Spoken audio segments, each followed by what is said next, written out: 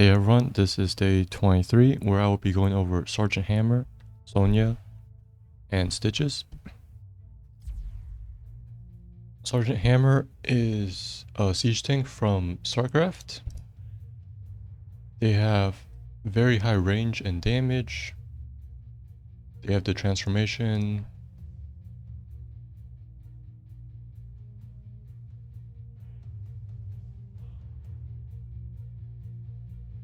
Notable things about the siege tank, you can see that their damage doubles in siege mode, but their attack speed is roughly cut in half, so their DPS stays the same. And their attack range is, you can see, is 12. And their sight range is 10, which means they can actually shoot farther than they can see.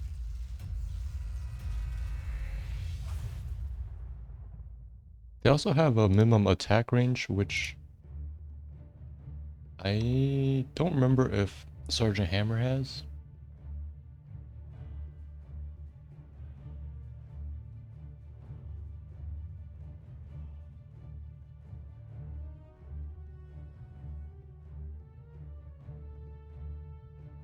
Seems she doesn't have that penalty.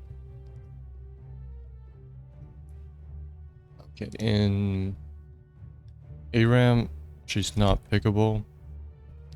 Familiarity, low. I haven't played her in forever.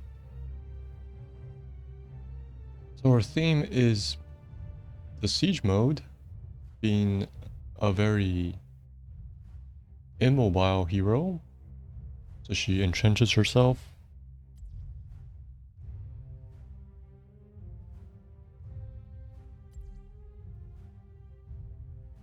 You can see that all her abilities get slight buffs. In siege mode, she has mines, which come from the Vulture, which is another Terran mechanical unit. She has knockback, which makes sense because she doesn't like people reaching her, and she can tank up since she can't dodge things while in siege mode. She has to mitigate the damage instead. So her 2 heroics, she has a global nuke, blunt force gun, and a very spammable low damage dot. It's very good at interrupting objectives because of its cooldown.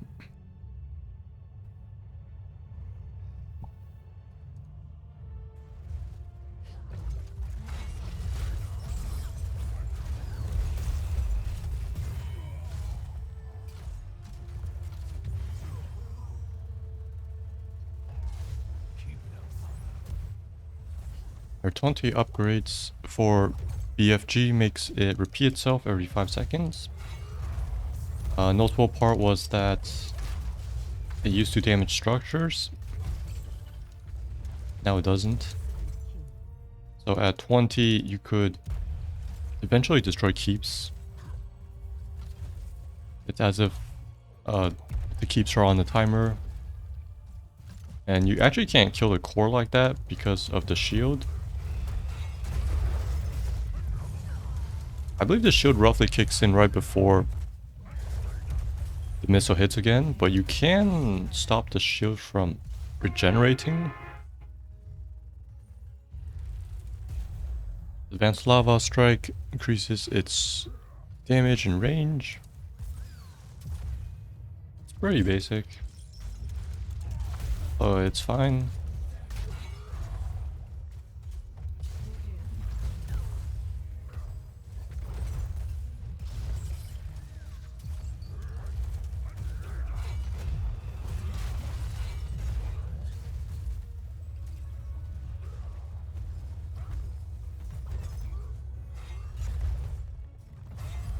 For 220s, she has shrapnel mines, reduces armor, stacks by a lot. 50 armor is very high. 5 stacks. Sounds fine since her damage is mainly through her all attacks, which is physical. And she has a lot of mine talents to deploy numerous mines. And their uptime is very high. I believe you could draw multiple sets. Maybe like 40-second duration or something, I can check.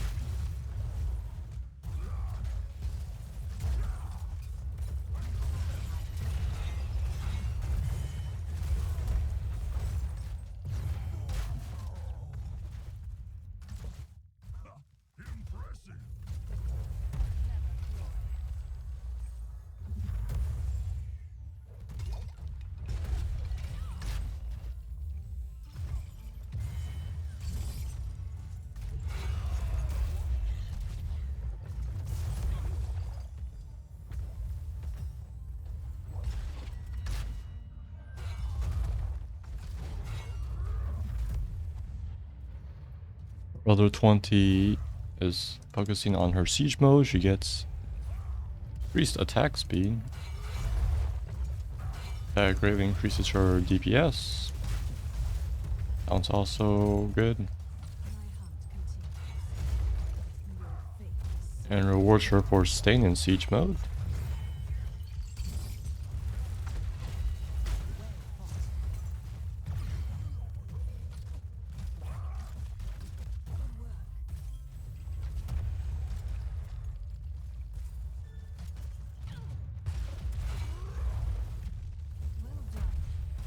So you can see her talents. She has only a few for concussion blasts and for mines, 2 each. Same with her third. So the bulk of her talents is actually siege mode, her traits, and some attack talents.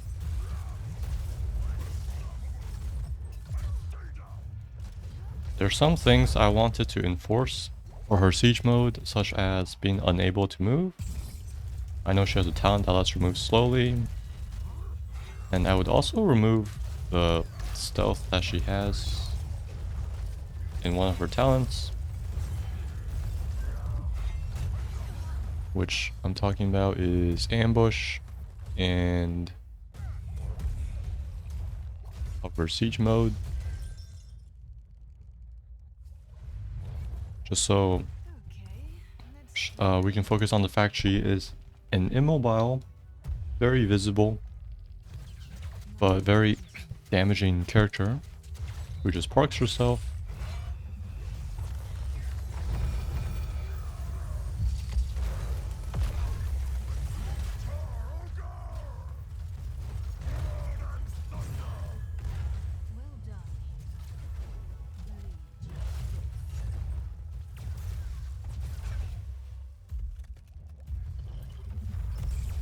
And she also doesn't mount, she has thrusters, which just gives her a boost of MS and instantly takes her out of siege mode.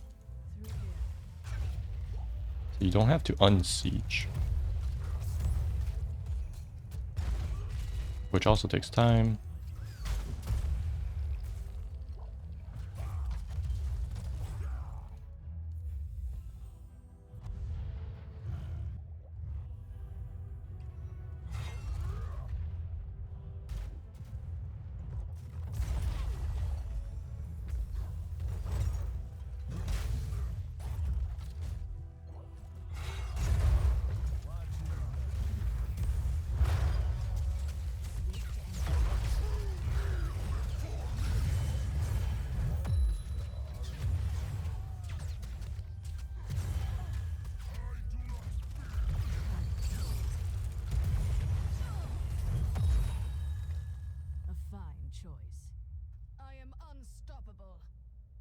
So her abilities are Spider Mines, Concussive Blast, Neo Steel Plating, and Siege Mode. So right now her Siege Mode increases her range 100%, so doubles to 11, instantly making her outrange towers. She gets some slight damage and some slight splash, which is true. Siege mode does have splash damage.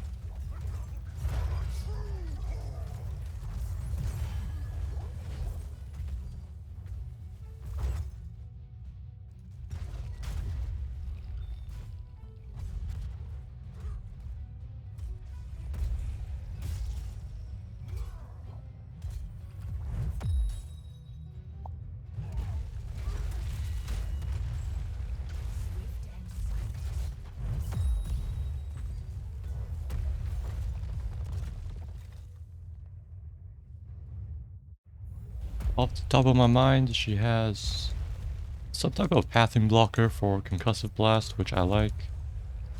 And I think unstoppable for her third. Only during siege mode though. I will check those two out and then I will definitely keep them.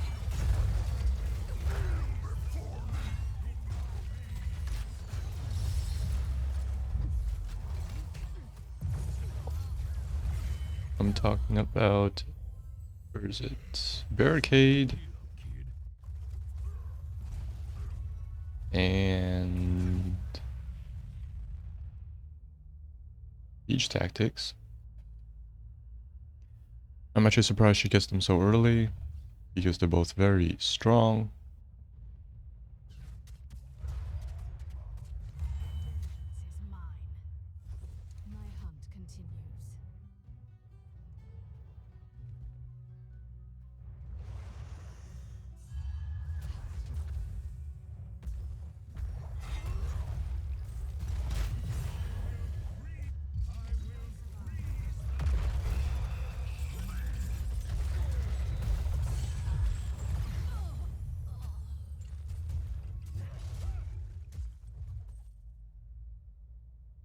So I would keep those.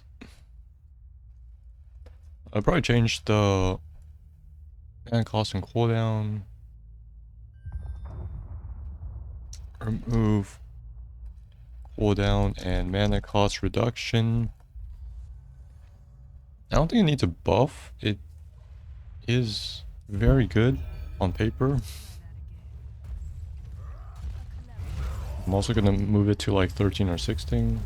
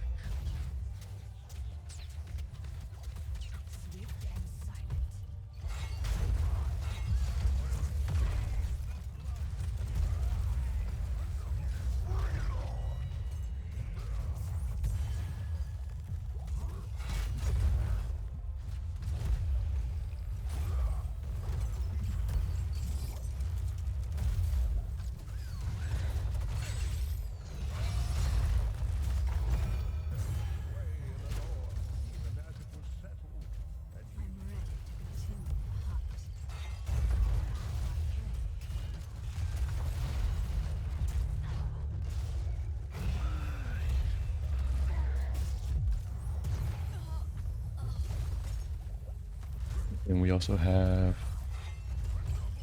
siege tactics.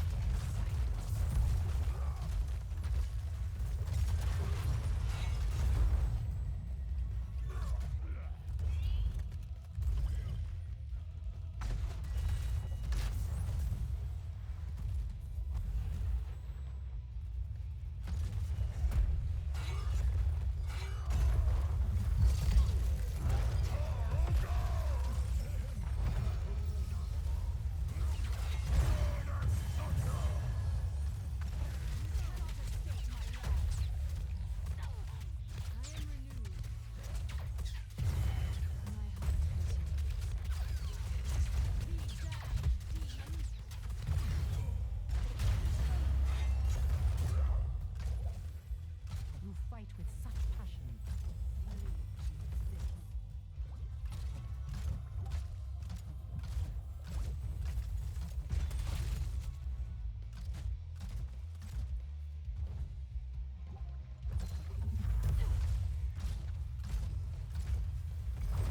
I am renewed.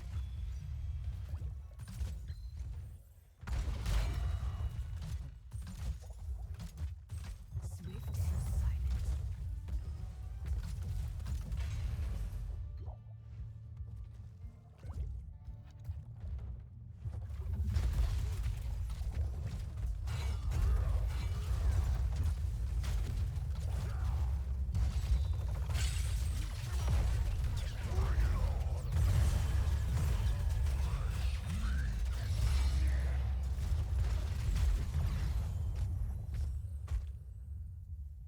Let's check out her other talents. She has mechanical know-how. I like the shield part. I don't really like the damage part. Use the shield helps mitigate damage before actually losing health. Let's keep the shield part. Let's buff it actually. Increases shield to 30%.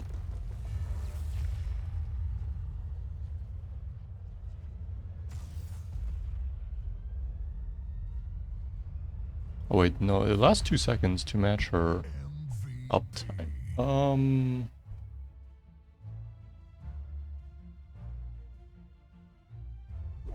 Yeah, okay, stays at 2 seconds. 30% of max HP. Remove attack damage bonus, so this is purely a defensive talent.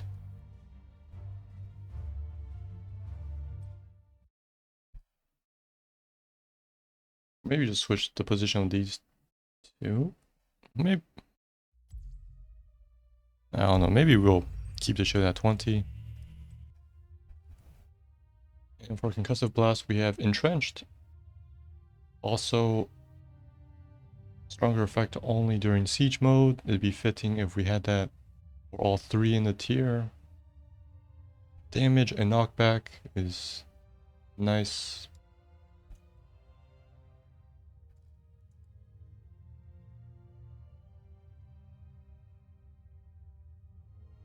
You can see her mount is siege thrusters. 60% MS for 4 seconds. You can also offensively chase with this when not in siege mode.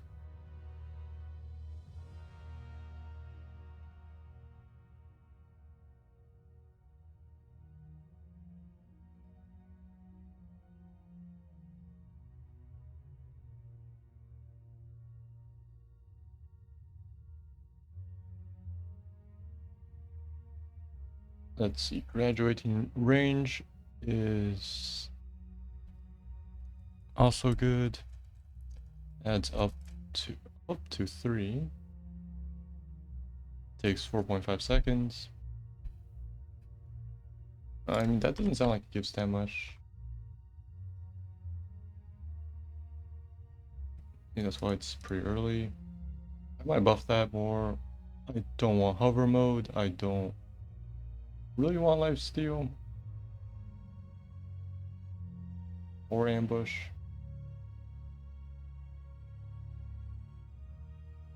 Advanced artillery increases the splash damage to a lot, actually 60%. So that one, I like it.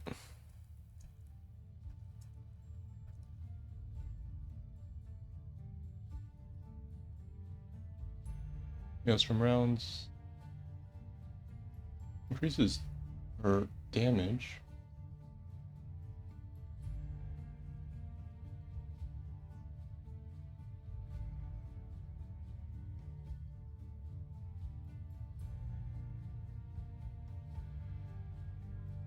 Basic attack damage.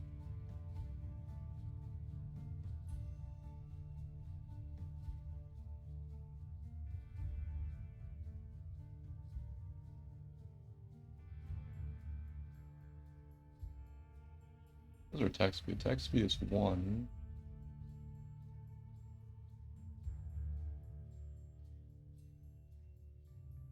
He has like 60, 70, 80% increased damage. I'm just seeing all her damage buffs.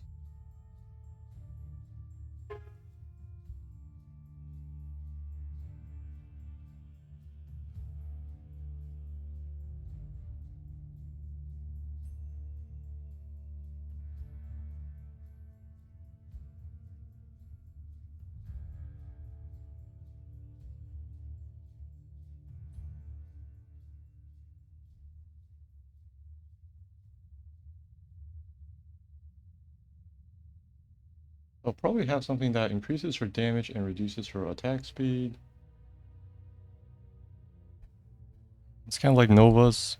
So the DPS stays the same.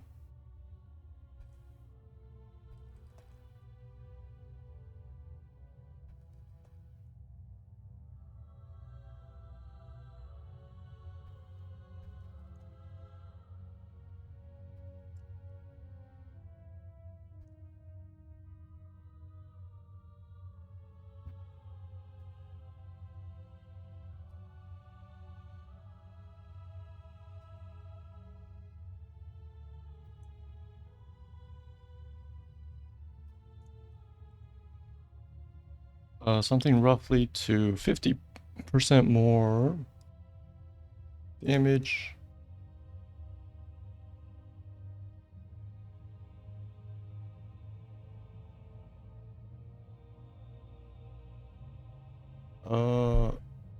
Let's maybe use the name Maelstrom rounds.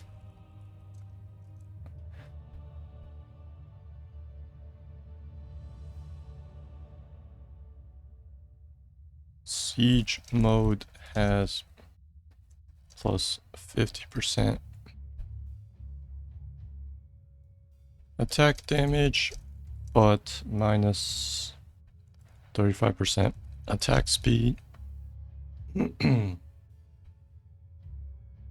So roughly the DPS stays the same, but she hits harder but slower.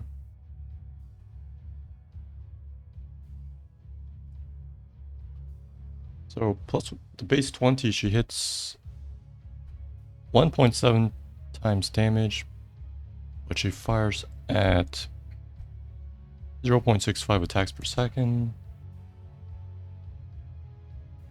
Okay, wait, so I actually lowered her DPS. Let's say this is...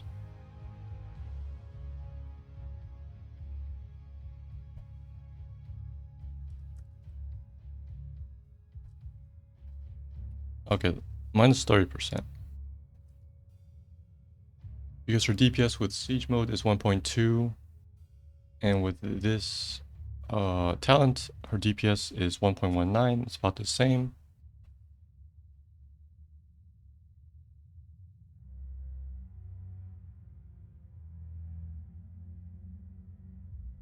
And the attack speed boost is kind of countered by this one, Ultra Capacitors, which we could keep.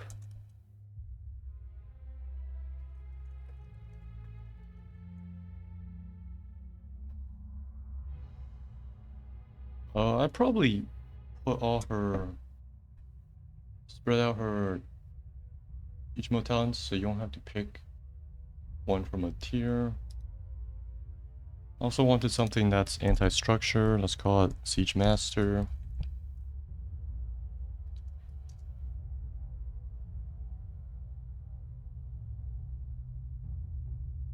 Siege mode attacks do 50% bonus damage against structures.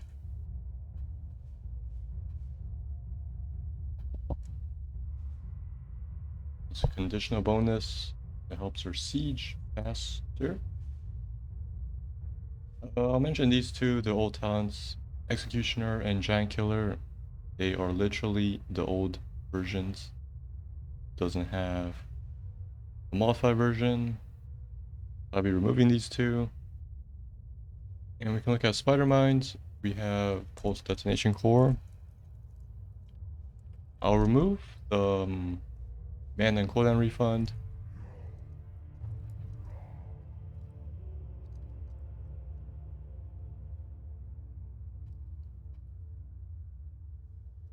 So yeah, they detonate. She drops 3 mines that detonate 3 times each.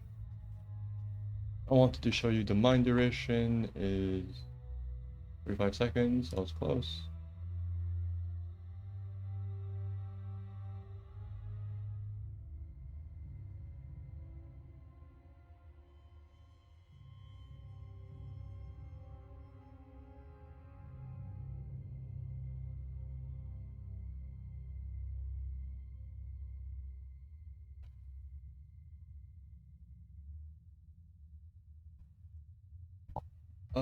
More cooldown reduction. We won't have that. Cooldown's what, 30 seconds? Siege thrusters. Probably just change that one to reduce cooldown. You don't have to hit people, it's just a flat.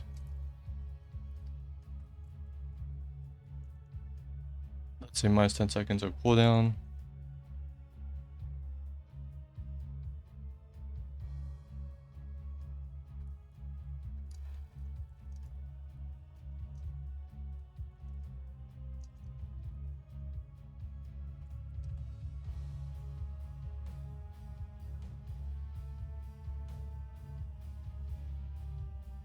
And then she has this one, tactical mine deployment, which also interacts with thrusters, where it puts 5 mines. That one's fine.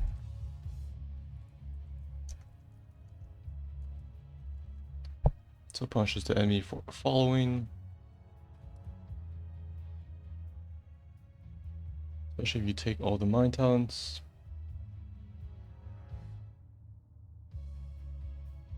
So this one only works when you're retreating. This one, you can use it when you're entrenched. Same with this one. Yeah, shrapnel mines is fine.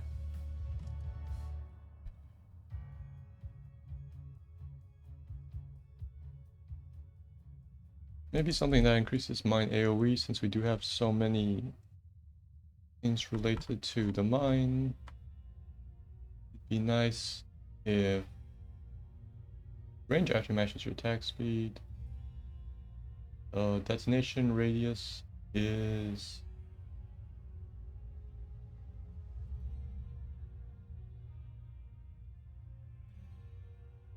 1.75.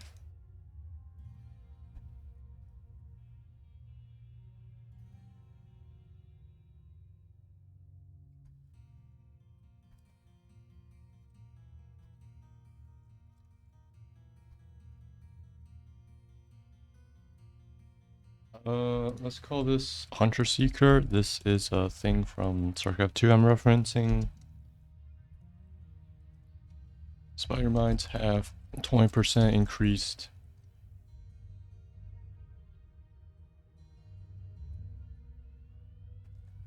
acquisition range and area of effect.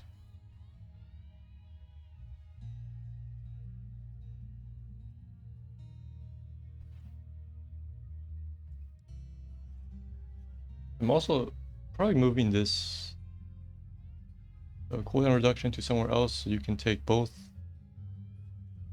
the cooldown reduction and the mines while moving. Let's see what I didn't go over.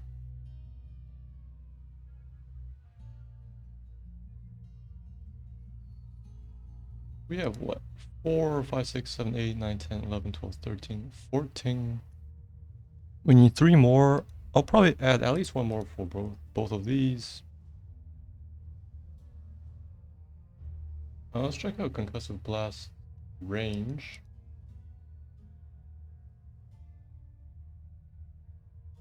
Box back for... Let's see. 5 range. It's actually pretty far.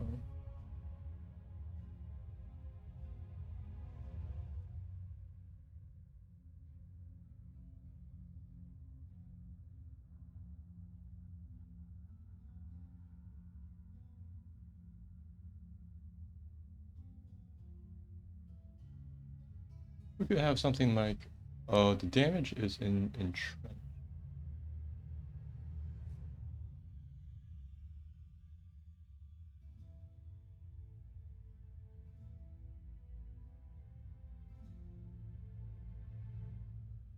Maybe we have something called point blank. Hitting enemies with concussive blast within, let's say, standard attack range 5.5 divided by 2, within 2.75 range, slows by 50%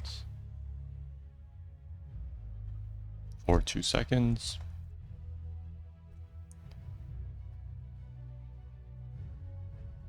So it's a very heavy slow.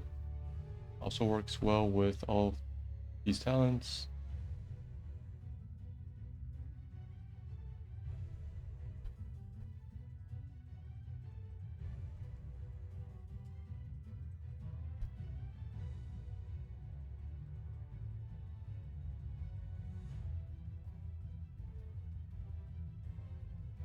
And for Neo Steel Plating, we have Unstoppable, we have Extra Mitigation.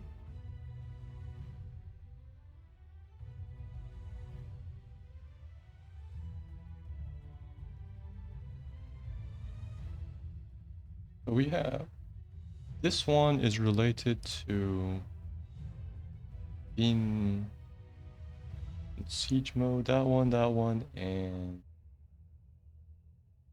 maybe something for mines.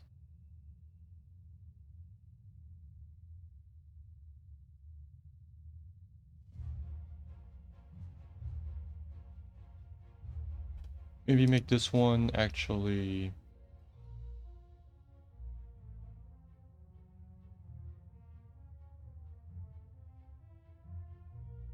apply only when you are in siege mode.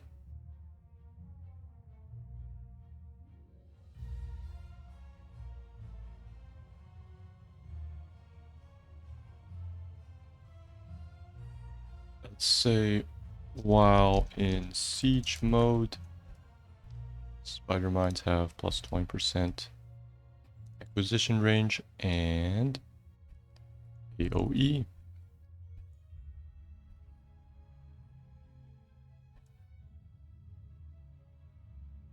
So yeah, we can put those 3 abilities together. They only kick in when you are in siege mode.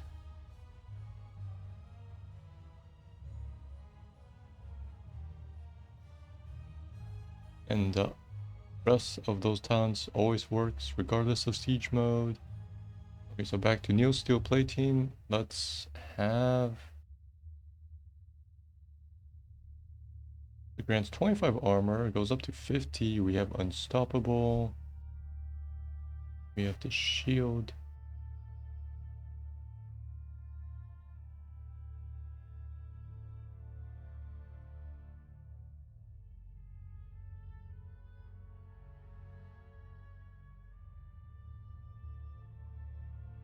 Maybe let's have a reveal talent.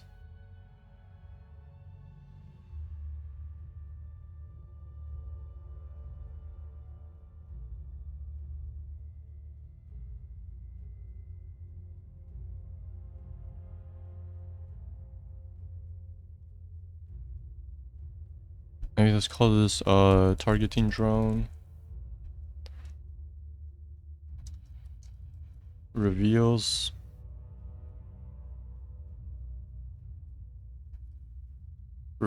area around her based on attack range for maybe like 4 seconds.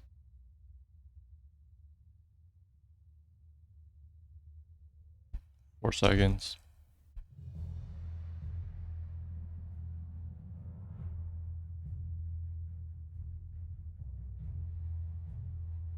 And then we need one more talent.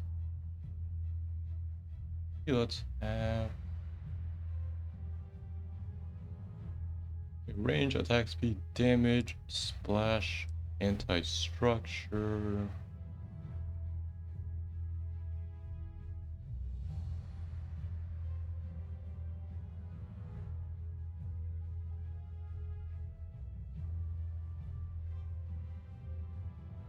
Either another siege mode talent related to attacks, or maybe a mount talent.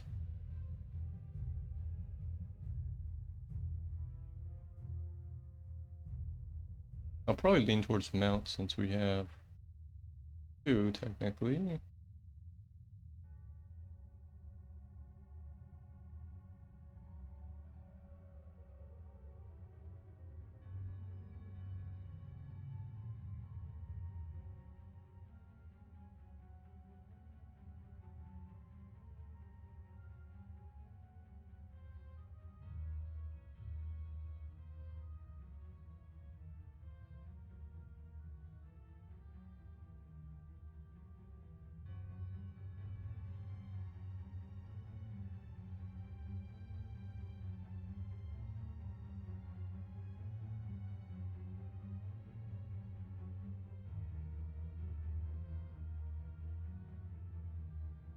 Maybe have this one be called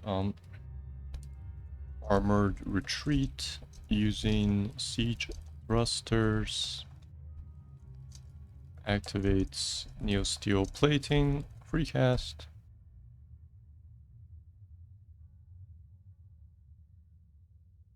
Because using this takes off siege mode, which you usually stay as.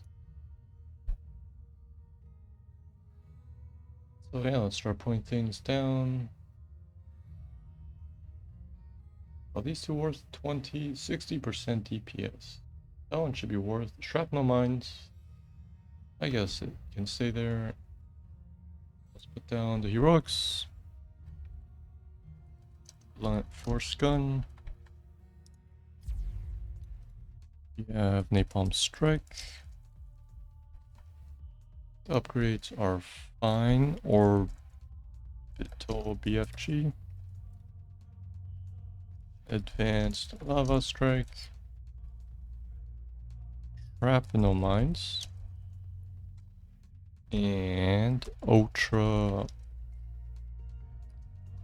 capacitors.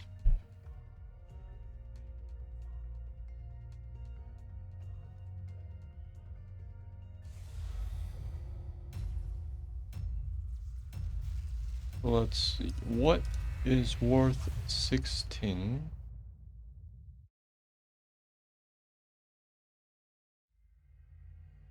Well, let's have the WoW siege mode things at 13, which would be entrenched. Hunter Seeker mines, Hunter Seeker.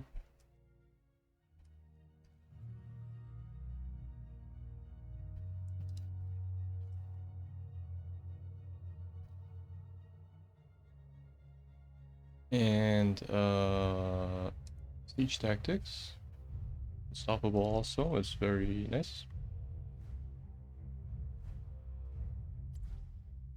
At 16, I would probably have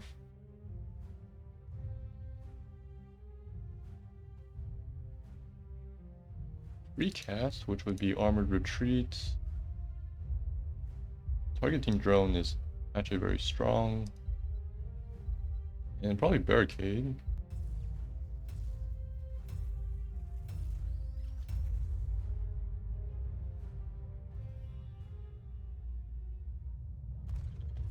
Prepare yourselves for battle, heroes. Are you prepared?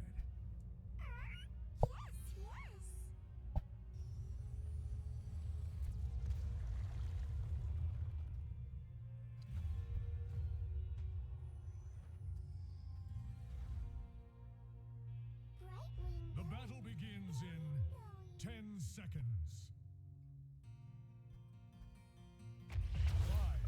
5, Hypercooling engine probably is a 1. let the battle begin.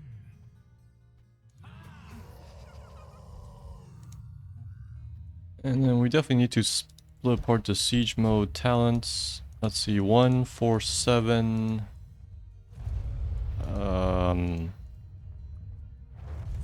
Something definitely needs to probably be at 13 or 16 then.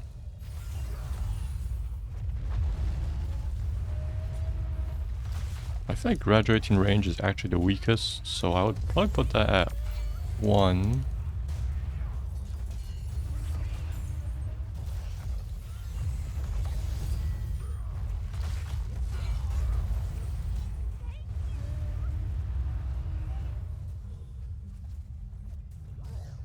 But maybe Maelstrom rounds at 4, Siege Master at 7, and Advanced Artillery as the latest. Maybe 16.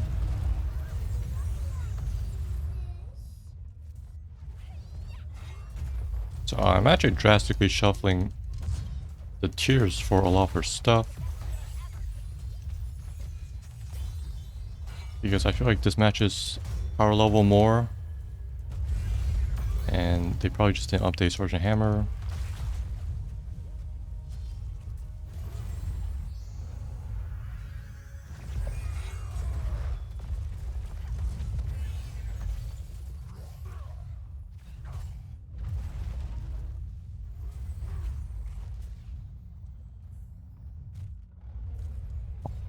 So let's say we move one of the things at 16 down to, I would guess it'd be 7 then.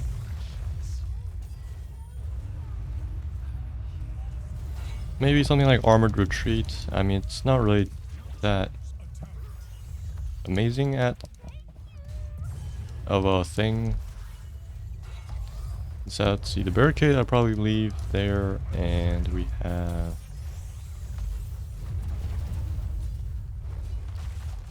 what was the last one? Targeting. Okay, targeting drone is definitely insane, because it's like flying vision. She can have something like 14 range, right, with graduating range.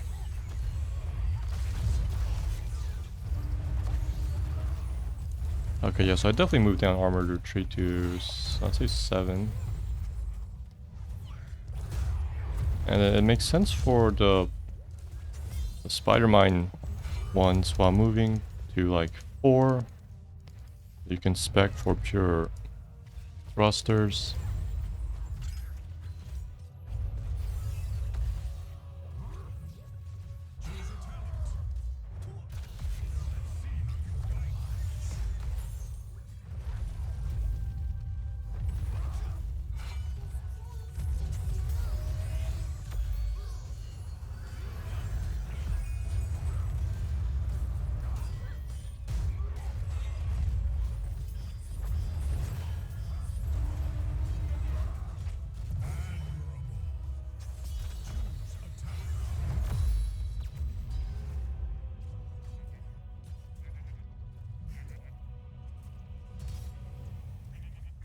So then let's put that there.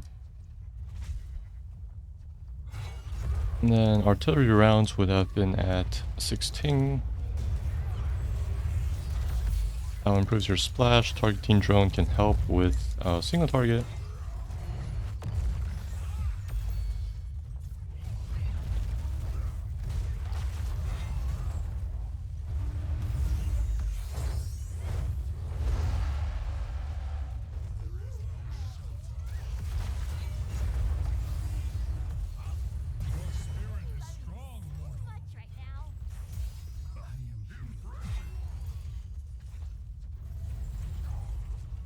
Or maybe Maelstrom rounds is actually probably at 1. Just because it doesn't really improve your DPS. It's more of a playstyle change. To hit slower but harder.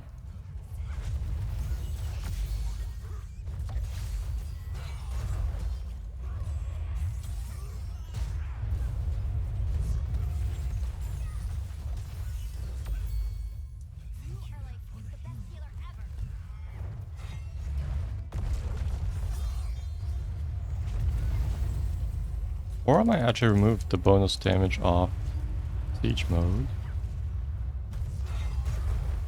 Just so it focuses on the range and the splash.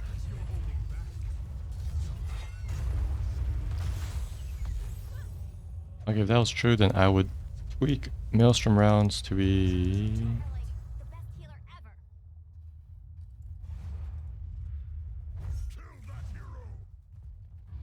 Back to 35 less attack speed.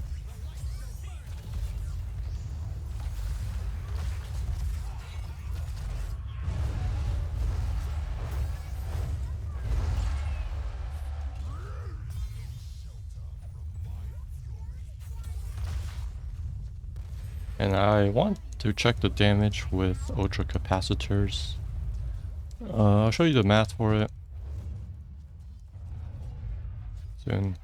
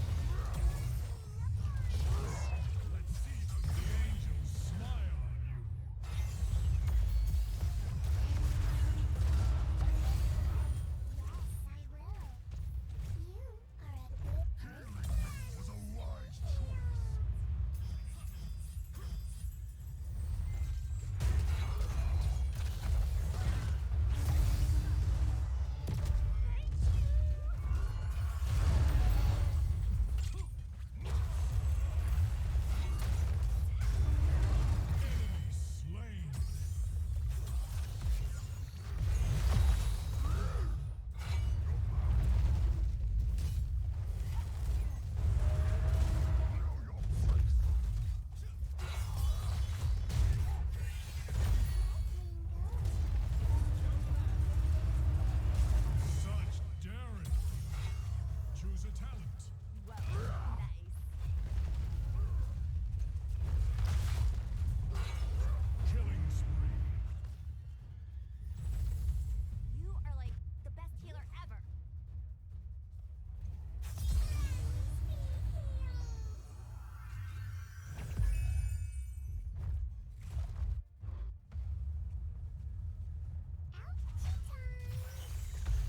Healing me was a wise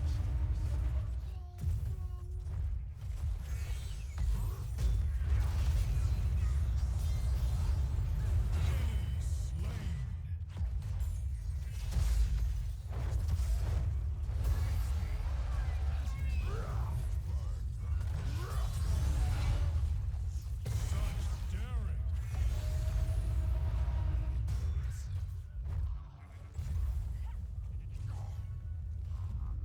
So this thing is 60% more DPS. If you factor in Maelstrom rounds, 35% reduction,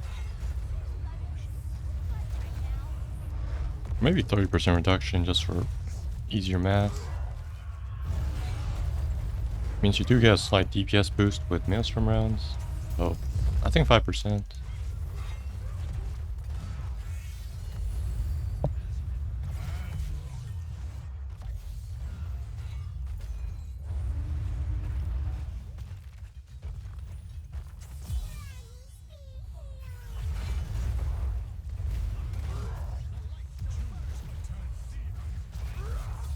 Your spirit is strong, mortal. I enjoy putting food very much. Burn their fortune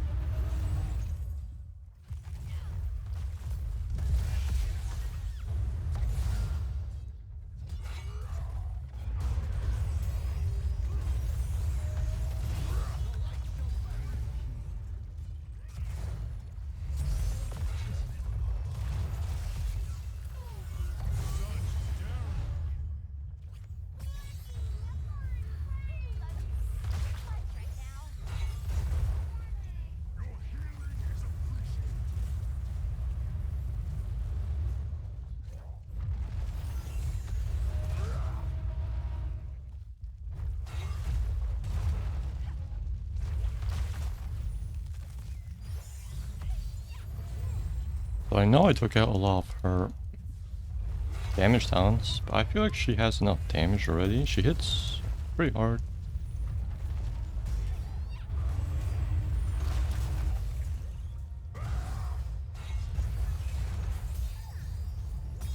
So I tried to add some more interesting ability talents for her, so she isn't just doing all attacks.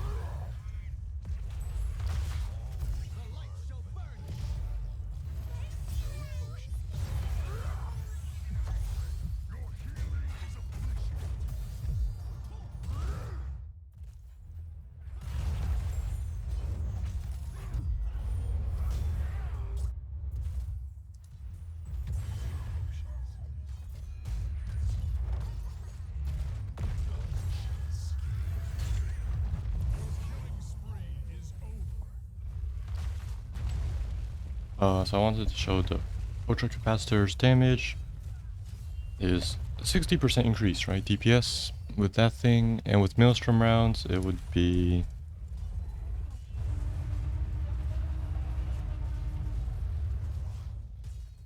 1.875.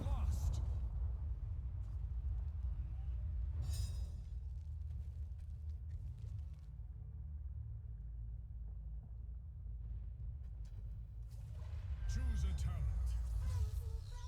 You must hurry. Yes, I will.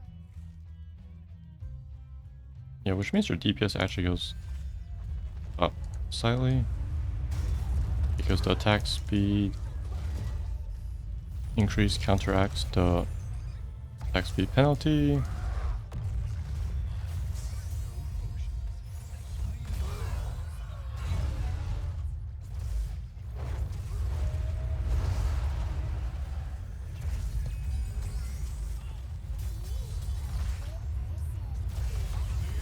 Smile on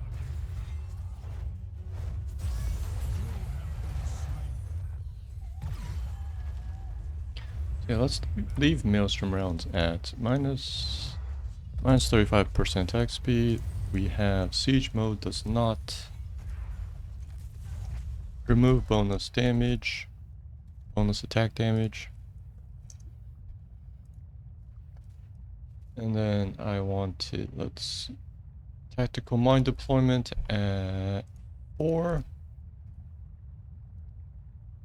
We can remove the slow, since I kind of added the slow to concussive blast. Remove the increased slow effect.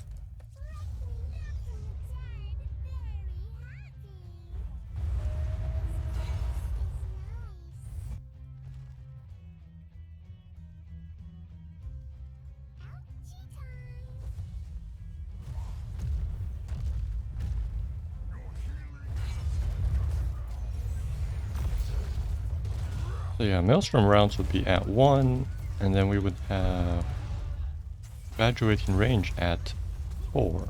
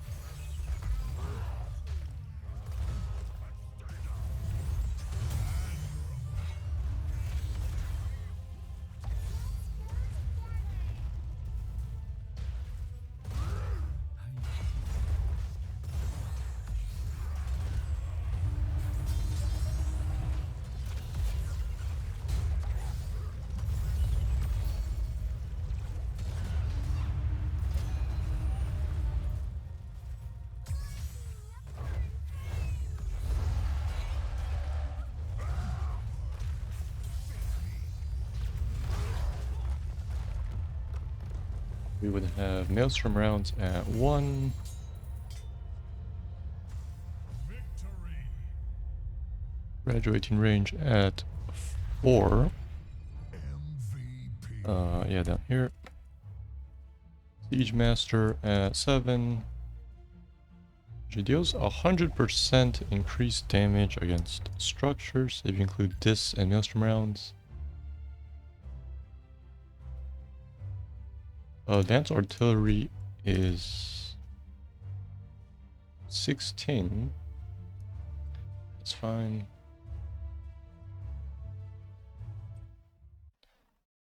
And then we have, let's see, this shield, this heavy slow, and the repeat of mines.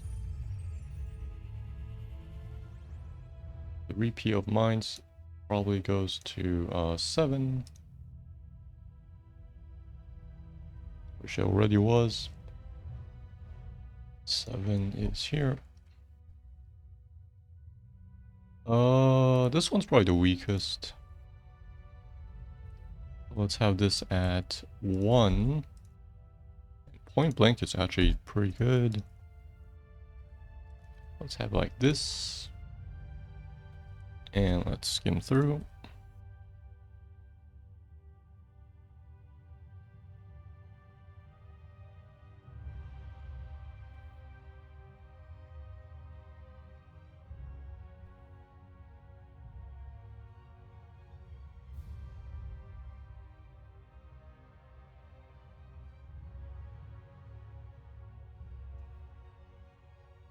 I like it. So Sgt Hammer is done, and we move on to the next hero, which is Sonya. She is another hero from Diablo 3.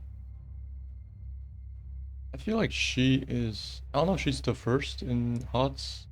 Her and Vala are very old HOTS editions. Like, you can see her trait. Half of it is just talking about her resource, and the other half is barely in effect. So we have Diablo 3 Barbarian.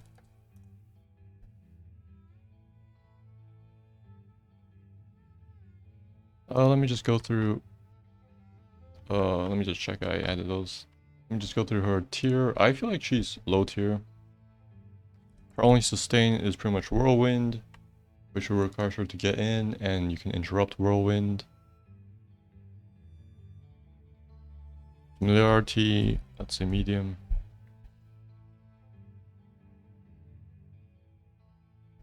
Okay, so I'll show you her abilities. Let's start with Heroics, I guess. She has Leap, which should actually generate mana. Or Fury in her case. It's a Fury generator. Apply slow. And then yeah, here's stun. The stun, since it's her heroic. It's good initiation. And upgrade area creature reduces cooldown, which I don't like, and creates a path blocker.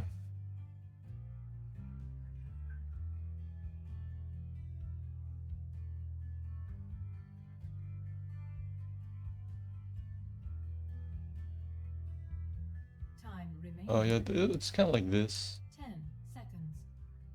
It shall be done. 5, 4, 3, 2, 1. Initialization complete. So I don't know if I want to actually leave the path blocker, because that kind of synergizes with her whirlwind. So I might leave that, or if I would make it closer to the Diablo one, it would be, yeah, increased AoE, and it also pulls people before the stun goes off.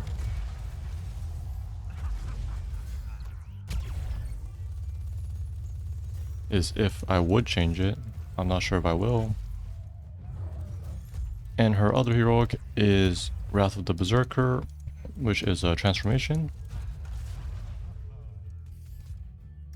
I like her to have the transformation, even though every class besides the Witch Doctor has a transformation. Hers is pretty, you know, thematically Barbarian Rage, Berserker Rage. She gets a reduced effect of crowd control on her, increased... Actually, what does she get in? She definitely gets increased damage in Diablo. I'll pull that up soon.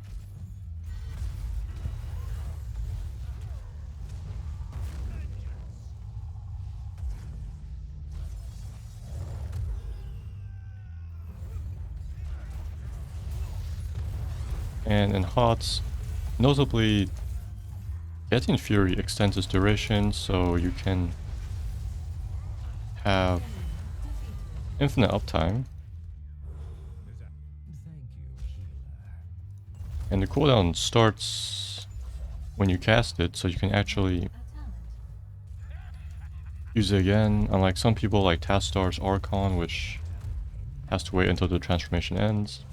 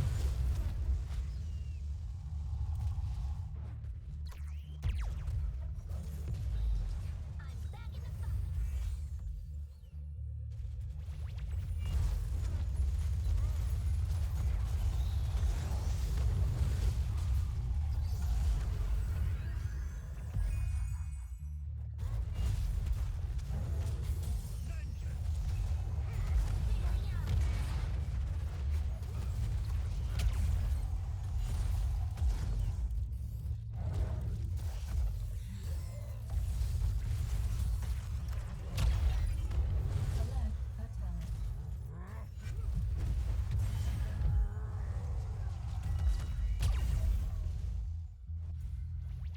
Thank you, healer.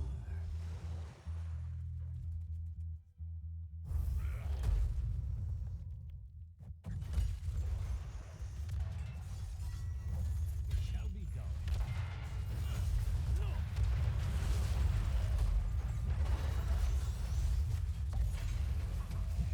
A fine heal.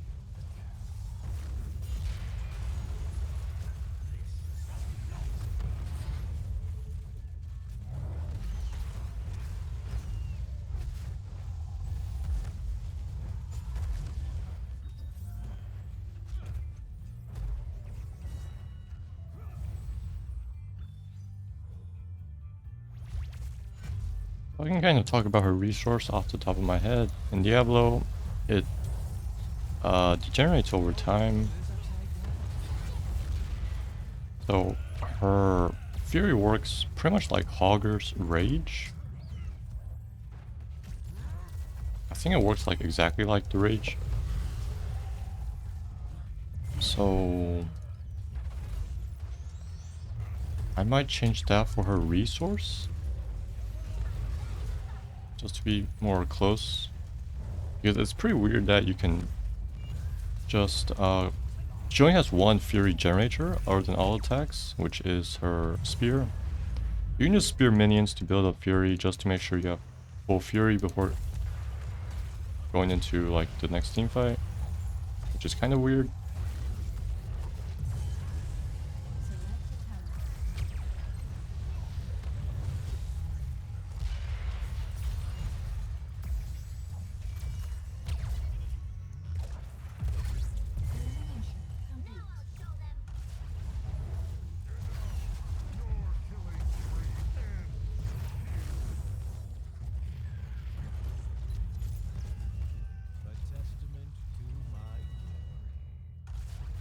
And this is just for her resource, not actually having an effect. Like Rager, Augur gets increased cooldown recharge rates based on rage. So I probably need like a effect also. I don't really like the movement speed, it's pretty plain. It just allows her to chase with whirlwind or seismic slam, star stepping. I might just add some movement speed bonus onto whirlwind by itself and then just remake the other half of her fury.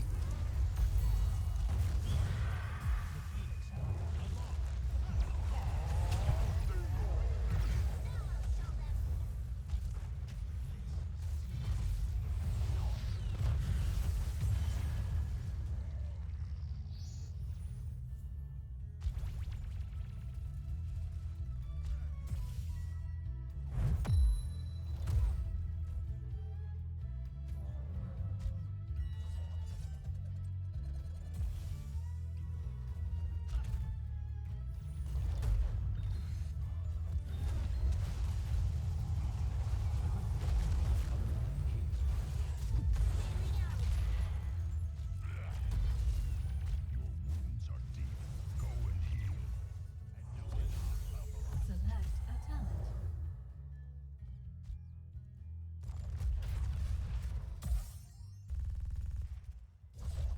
Yeah, like I said, she has only one generator. She has two spenders, which are her W and E. And her ultimates do not generate nor spend mana in HOTS. Negative.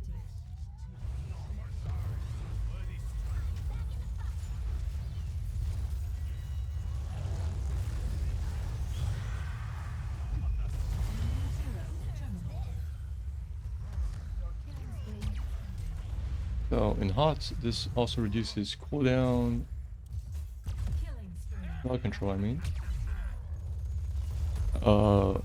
This is Wrath of the Berserker, which gets increased damage, stats. Well, yeah, we could definitely put increased movement speed, because none of the transformations have increased movement speed.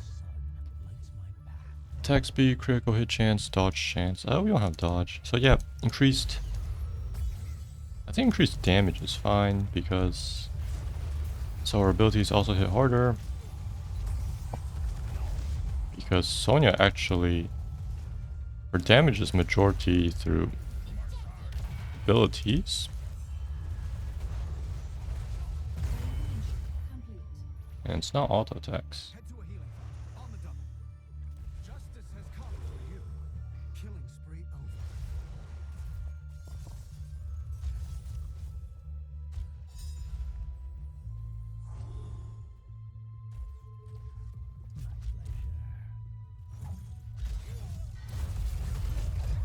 Encouragement activated. You will do better. Yeah, oh yeah, here's some numbers. We can probably have 20% increased movement speed also instead of duration increasing. Uptime of this is a fourth. I'm pretty sure she has reduced crowd control effect. Yes, the infinite ultimate, which was removed. Or she can break from crowd control using the ultimate. Yeah, let's just keep the reduced crowd control.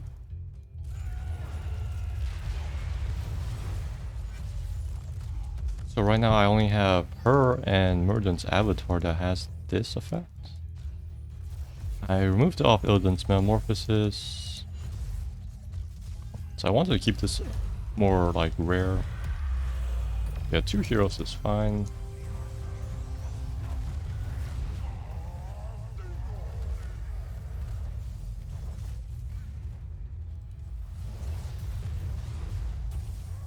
Killing confirmed.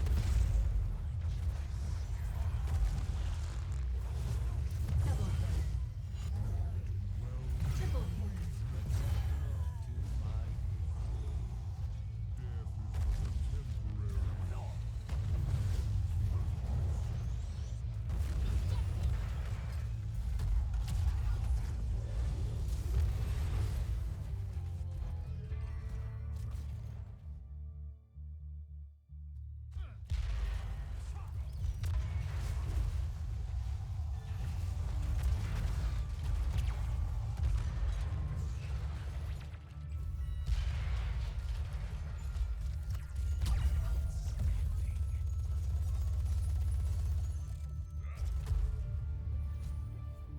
I know a lot of Sonyas use this ulti to do camps. And because I'm removing the increased duration, so now Sonya would probably have to save this just for team fights.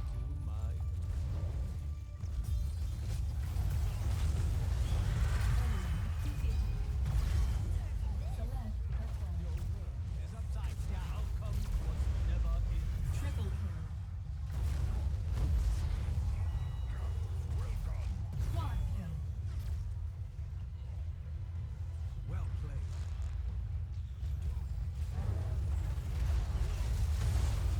Killing spree. Vital signs negative. Fort must be eliminated.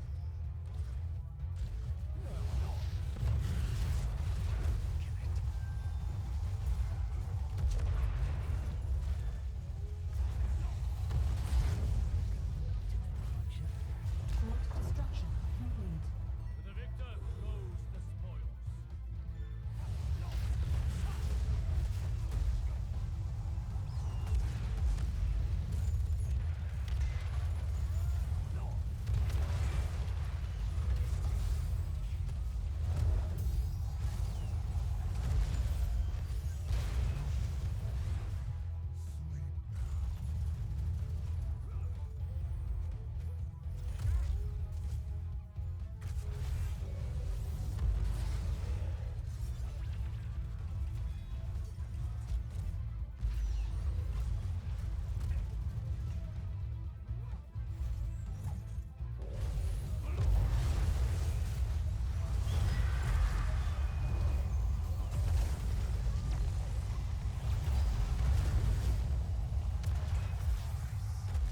Enemy hero terminated. Triple kill. Your killing spree has ended. Oh yeah, we would have Leap is fine, You're done. and Wrath the Berserker. I will remove duration extension. Last 15 seconds. Also increases movement speed by 20%. Enemy keep annihilated. So the 20 for Sonya is Striding Giant. Increases her health. Very minor 10% bonus. And she can use Unstoppable with less than 10% uptime. Which is actually really trash compared to Uriel's Seraphim, which actually borders on OP.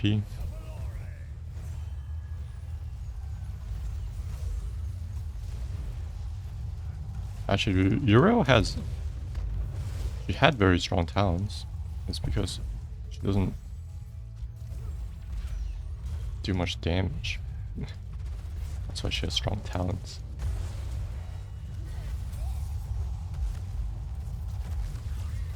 Okay, back to Sonya. We can look at Wrath of the Berserker changes. Something that affects the transformation.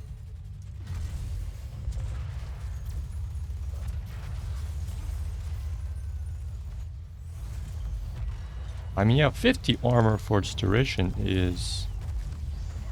sounds very nice. Vital signs negative.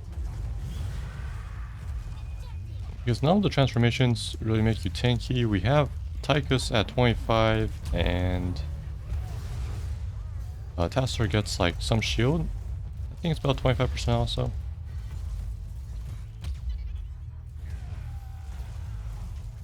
And Illidan gets some health. It's about 25% also. Flat 500.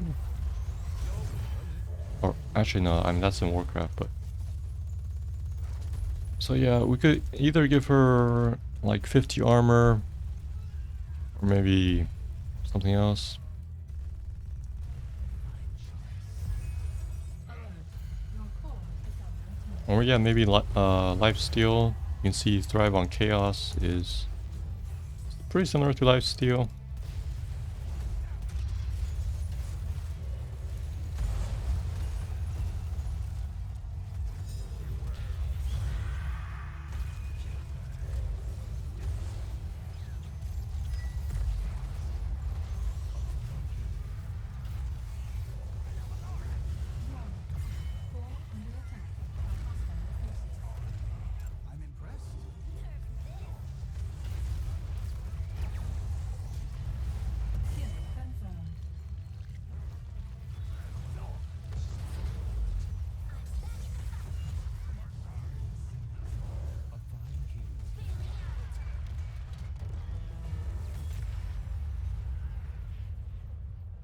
Let's see, we also have some damage. Hostile forces are victorious. MVP.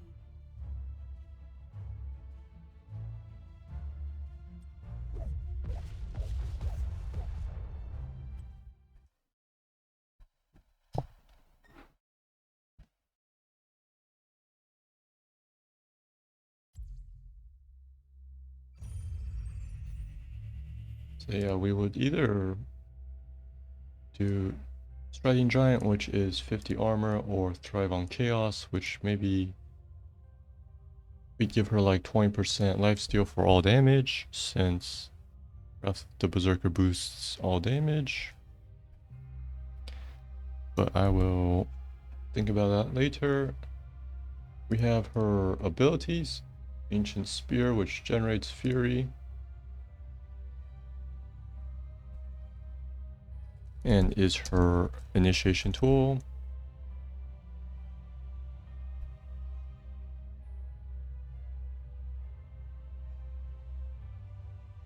Or in Diablo, it's actually just a nuke, it doesn't pull her.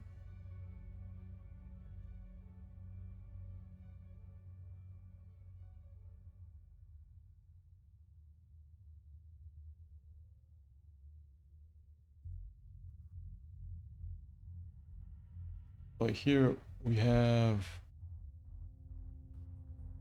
full damage and brief stun.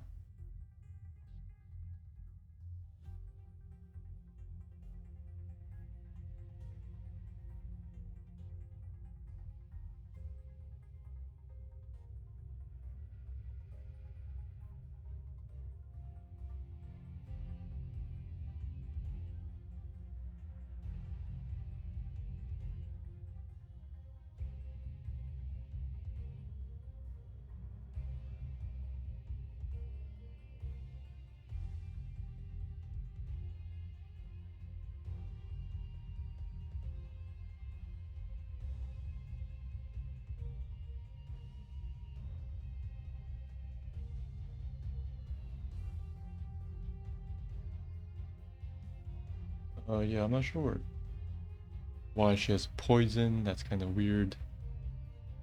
We have, always pulls her. This actually helps her escape. She doesn't need a target. Then we have the range and advanced armor.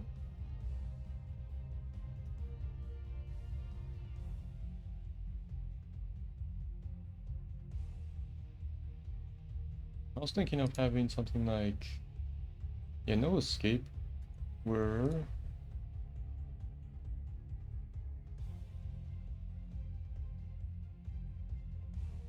does more damage when they're far away. They'll have this as the DPS talent for Ancient Spear.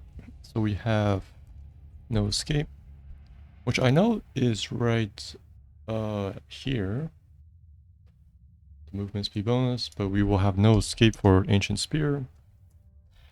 Ancient Spear deals 50% more damage against enemies. Deals 50% more damage if hitting with the tip.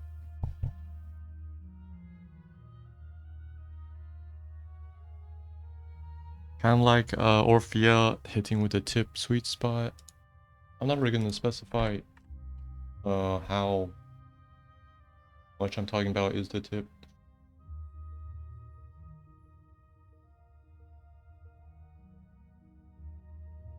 Or let's say, let's not call it the tip. Let's say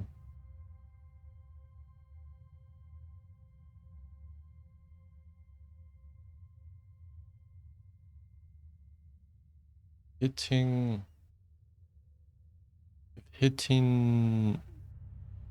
an enemy farther than like 3 range.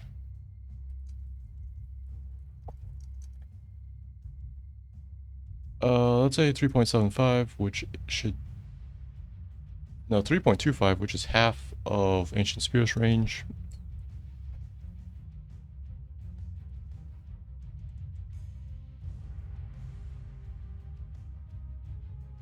This deals double damage.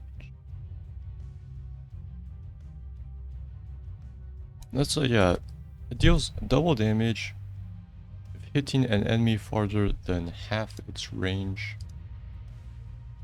away.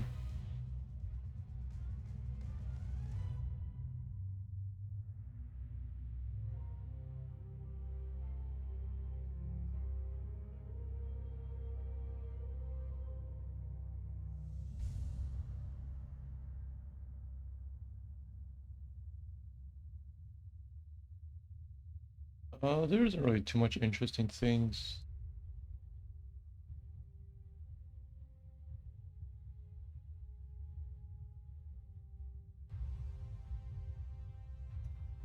Rage flip pulls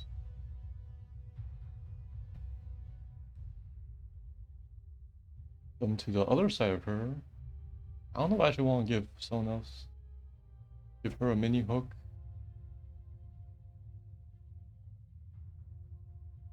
I'll just wait on that for a while. We have Seismic Slam.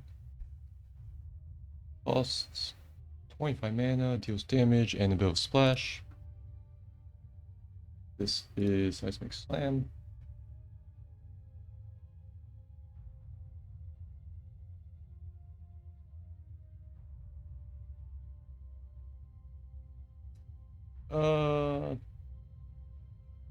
I don't really see a problem giving it full damage instead of that minor splash damage. You can see it has this thing which ups the splash damage by 2.5. So 44 times 3.5. I think that's pretty close to the main damage.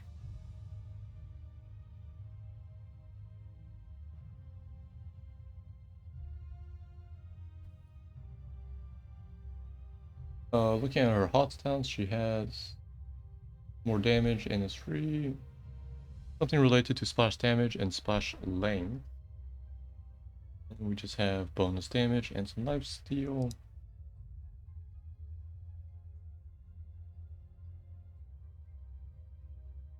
So let's say Seismic Slam.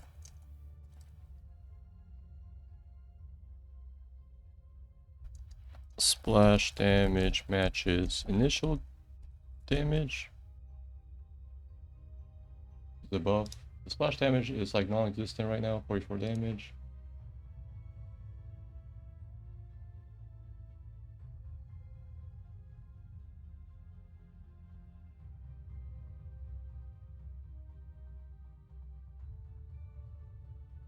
Oh yeah, some of our abilities have Consume All Fury to do bonus damage. We could definitely have something like that for Seismic Slam. You're showing us 2 spenders. Makes sense.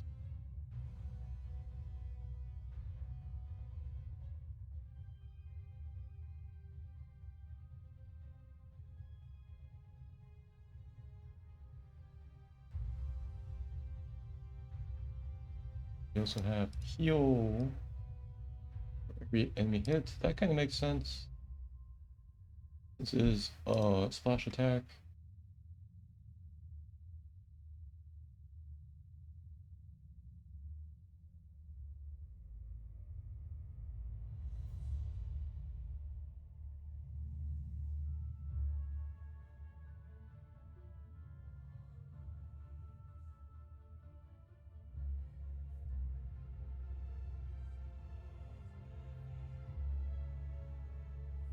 We could definitely have something like Rumble.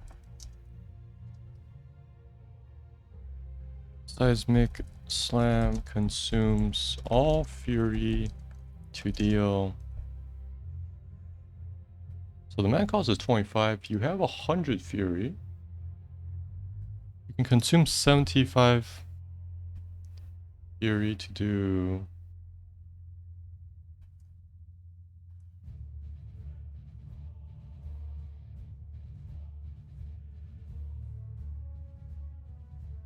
Let's say maybe times 3. 225% of the damage as bonus dot, which would be 396 damage as a dot with a full mana pool. 400, 500. Yeah, so that would, I think, work. Let's say Seismic Slam consumes all fury to deal 3% bonus damage over 2 seconds per fury spent.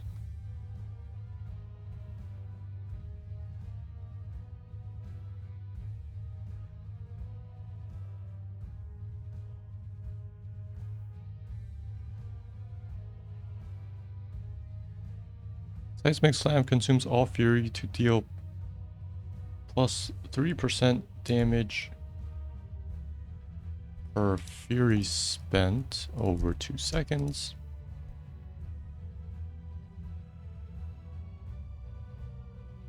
So yeah, you do 3 times the rest of your mana pool, 75, 225% bonus damage, which you do that times the base, 176. So you do 396 as a dot over 2 seconds.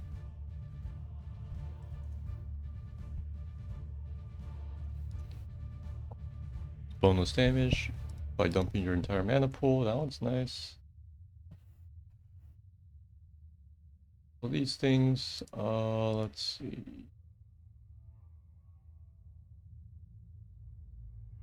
Some type of heals. That should be heals her HP. She's a solo laner. For healing, used to come from Whirlwind. Okay. Yeah, definitely add 1 for her trait. So let's make strength from Earth.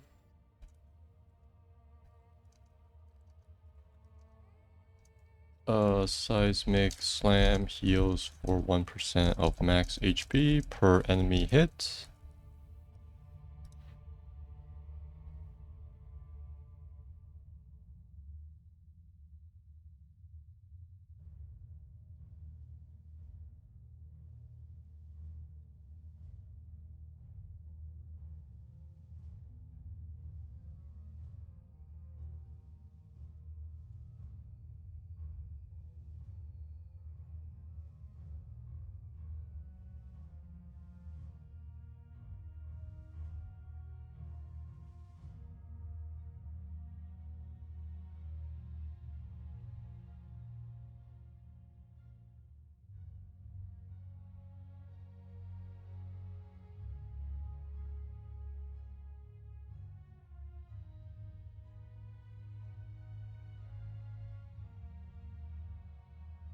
Another one, I will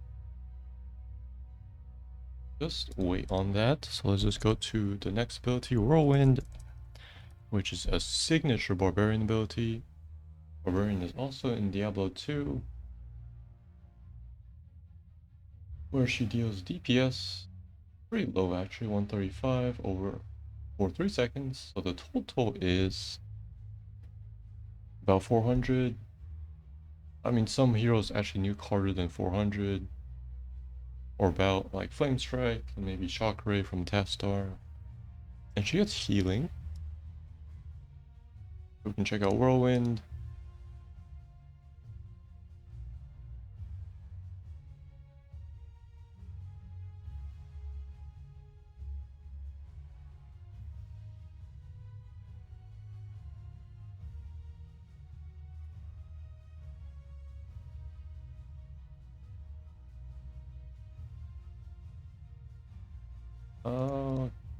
Immune to immobilization effects.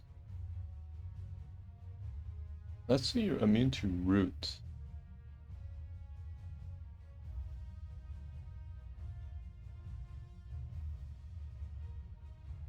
Root and knockback.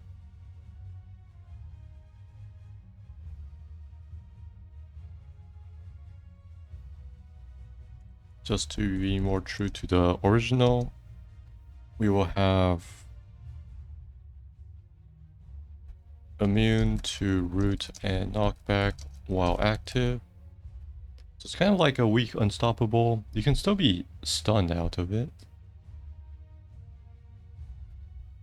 Other than that, or silenced, but you cannot be rooted or knocked back.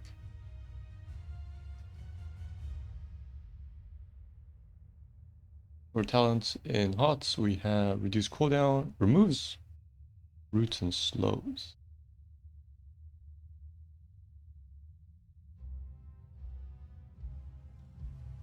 Yeah, because it means you root, slow, and knockback.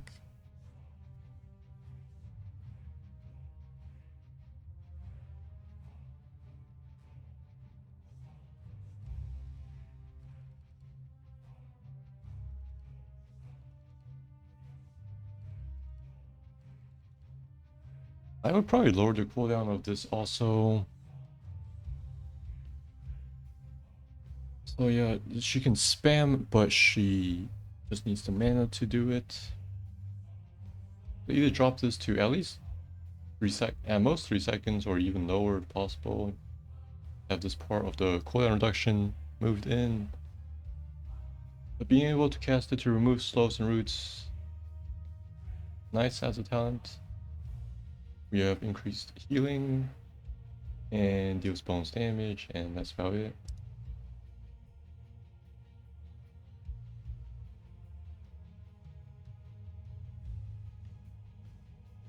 This creates random tornadoes. We won't really have that one.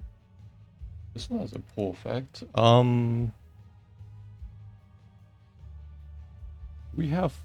We do have weak pull effects like Astor's Black Hole.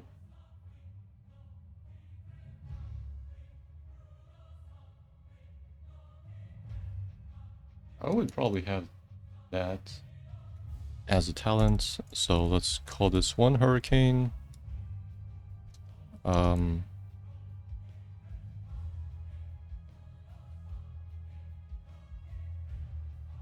Pulls nearby. Pulls enemies within range closer to her character. Pulls enemies within range of Whirlwind closer to her character. So yeah, like Black Hole, this pull isn't really, it doesn't disable, it doesn't interrupt anything. It's just a really weak pull effect.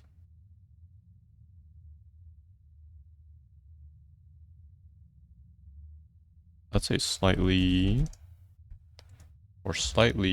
pulls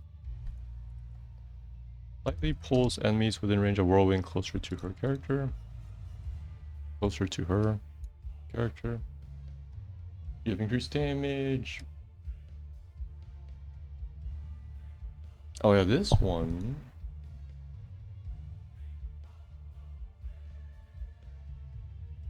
That's her. I don't know if I can make Whirlwind consume mana per second.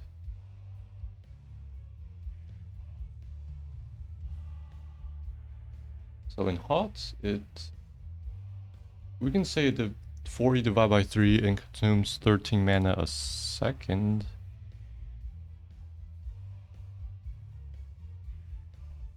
Right?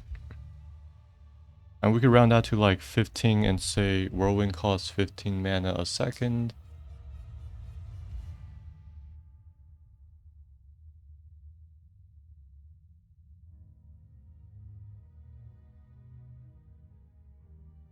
So it's like a channeled mana cost like Deathwing's Incinerate that you have to cancel or expend your entire mana pool. Kind of like that more. You don't have to like keep interrupting. If you interrupt her Whirlwind, it goes on cooldown.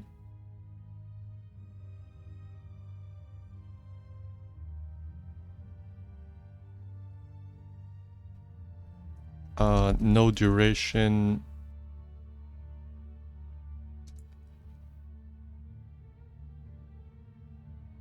But costs 15 mana per second. Immune to root slow knockback while active, no duration, but costs 15 mana a second. Probably no lifesteal also.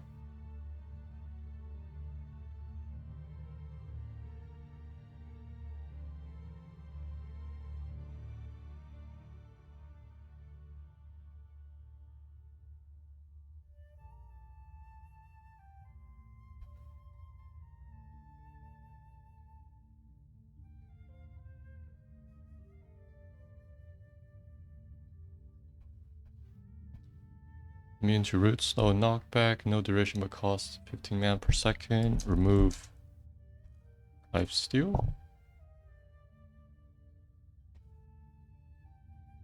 Immune to root slow knockback, no duration but costs 15 mana per second. Remove lifesteal.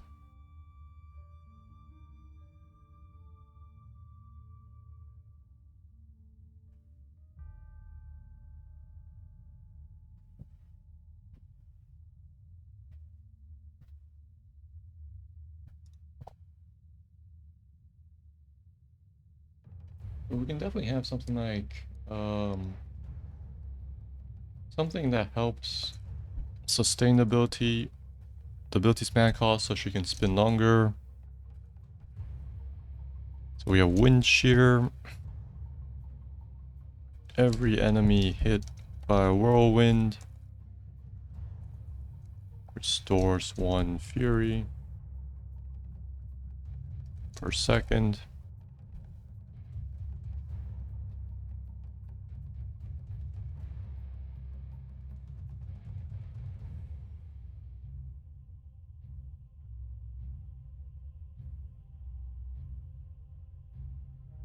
So if you whirlwind into a wave, you get 7 mana back per second. It costs 15, so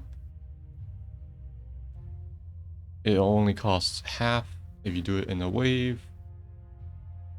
You can look at the numbers and she can spin for about 6.6 seconds.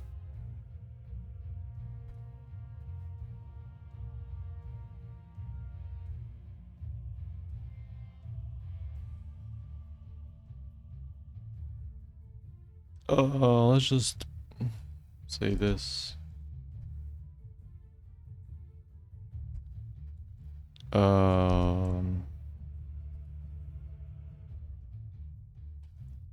Costs 15 mana per second to maintain the ability.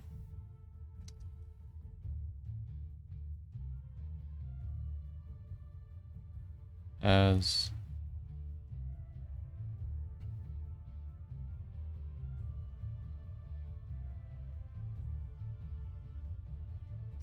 infinite duration as long as enough fury to sustain. Remove lifesteal, 1 second cooldown.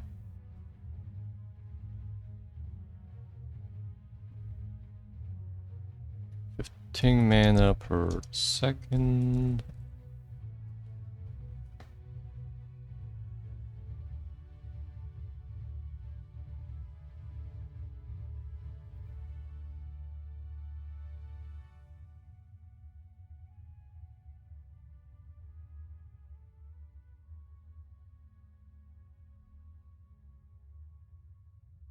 So we have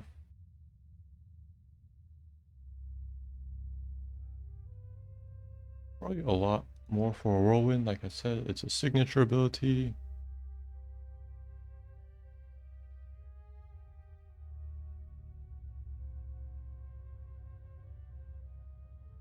We could have Bolcathos' Oath.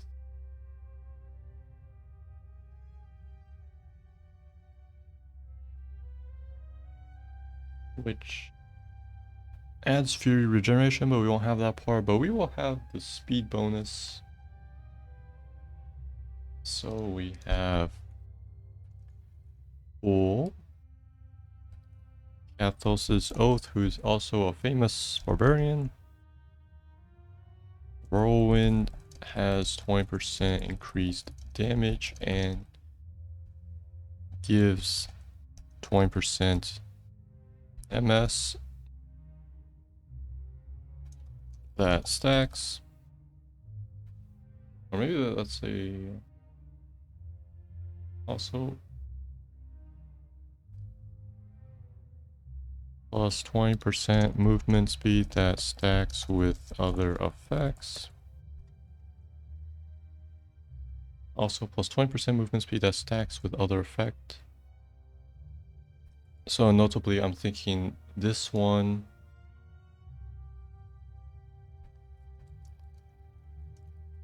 and Bokathos' Oath. So you spin at 40% movement speed, which is pretty insane.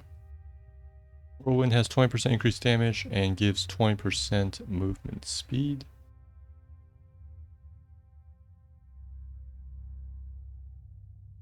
Yeah, I actually removed the sustain off Whirlwind. We'll probably just remove this one. Remove the sustain. The damage. 50 damage is 50 out of 138. It's only a 36% increase in damage. I just gave her a general 20% increase in Whirlwind damage and MS. So it's very hard to escape from her. And if she has a very big mana pool, she can spin for a very long time. This works very well with Wrath of the Berserker. And let's keep going. Let's look at her trait. She uses Fury.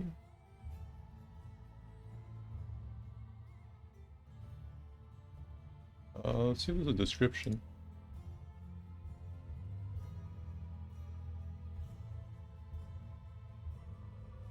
You get mana when you get hit.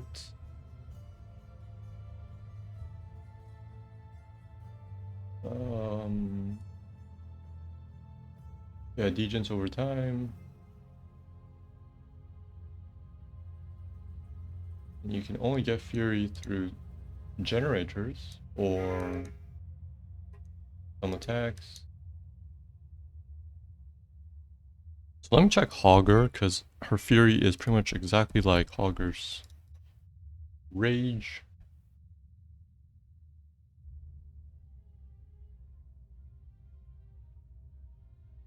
Which, okay, let me not check this page. Let me check.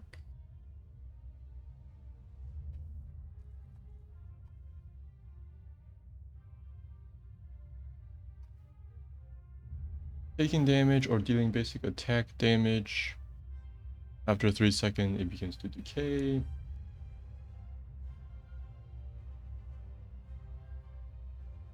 So yeah, let's mention this for Fury. Mechanic change to be like Hogger's Rage.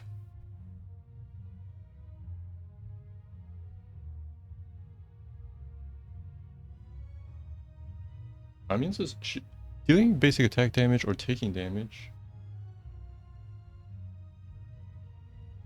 Does it mention how much in HOTS? The instance of damage Sonya takes generates mana. Okay, let's say it degenerates. Degenerates when she stops burning Fury. I mean, Zarya also has this. Let's see what Zarya's out of combat state is.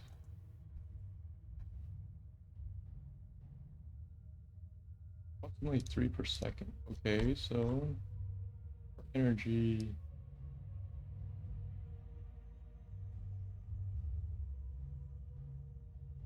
Yeah, let's say remove MS bonus after 3 seconds of not gaining Fury. Fury decays by 3 per second.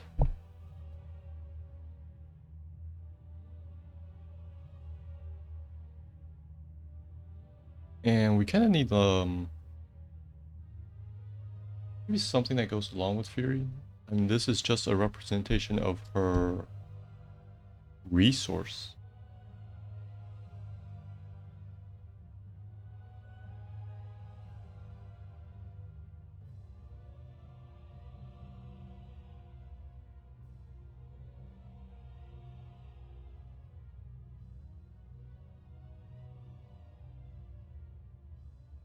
Let's see, we have... Maybe let's look at some of her passives. Next. Yeah, let's look at the Barbarian passives first.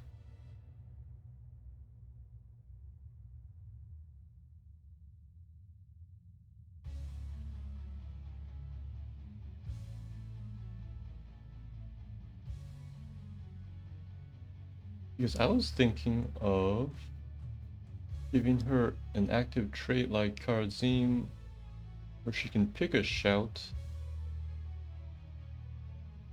Level 1 talent, this would go into your trait slot. Because the Barbarian shouts were also in Diablo 2, that's why these were prominent. Let's call this, let's just put this under Fury. So right now she has just gains instant Fury and improvements to all attack. She has what we just call the speed, heal. I removed the mercenary affinity. I'll probably make sure she has some life sustain. She has some from Seismic Slam talent upgrade. Might give her life steal. Actually, let's check out her passives first. Go back to passives. One by one, once again, we have Pound of Flesh. King Globe gives more HP and movement speed. I probably won't have this. Bonus damage to enemies low HP, possible.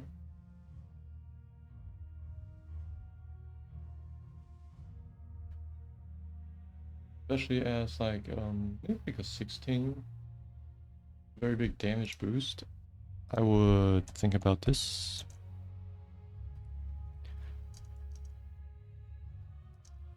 Deals 40% bonus damage against enemies under 30% life.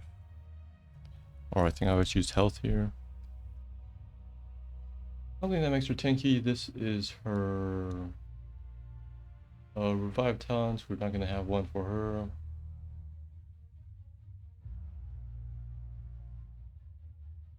Weapon Master, well, she only has her dual swords, so this doesn't really matter. Dual swords gives, I believe this should be a mighty weapon. Gives increased mana. Something related to her shouts. Yes, since she has to pick one for a trait, I would probably have something like this. And allies regenerate life after using a shout.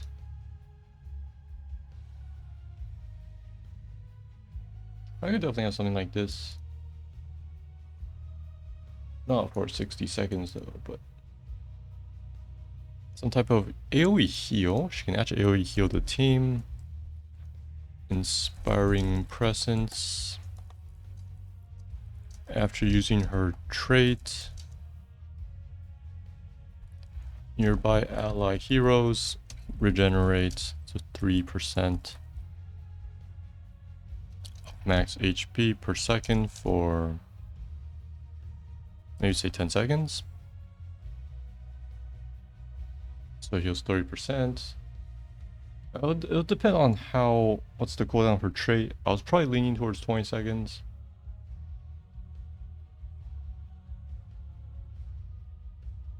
And let's keep going.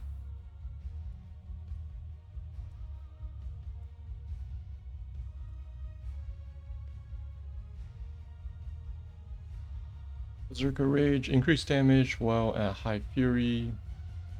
In hot, it's gonna be hard for her to maintain high fury. But we're not gonna have that. Bloodthirst, some lifesteal.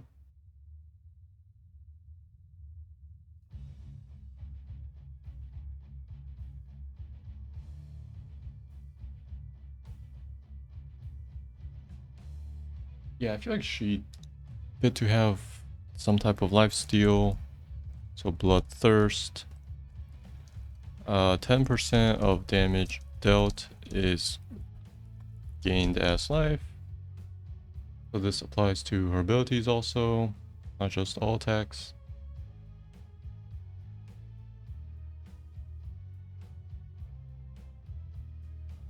This improves her fury.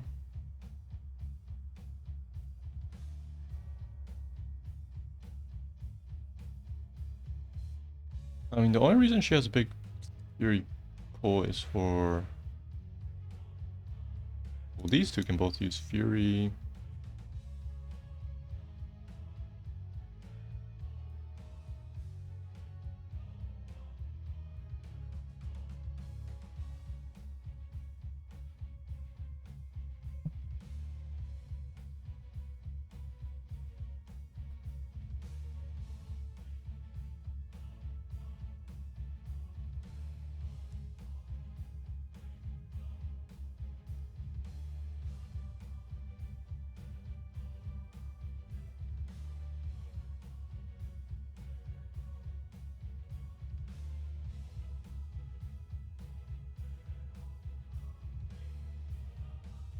Okay, so if I had 3 talents for every ability, and then let's say we have 3 for traits.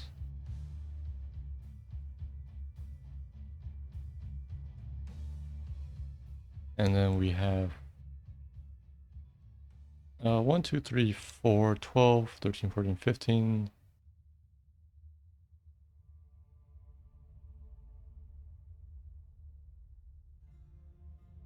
Okay, I still lost space. That's fine. Sure, we might include animosity, which is max fury increased by 20, and fury generation is increased by 10%.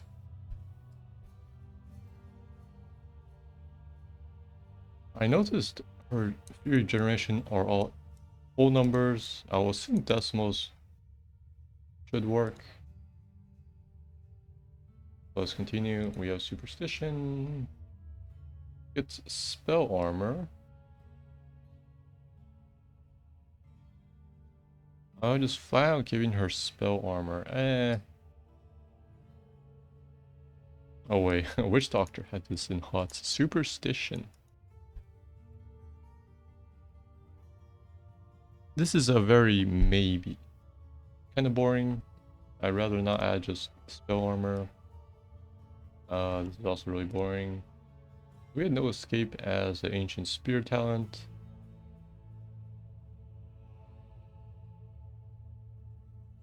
Relentless.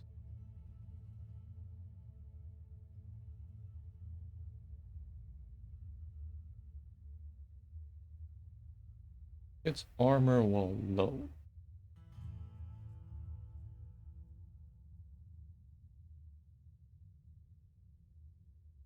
I mean, we could definitely have this.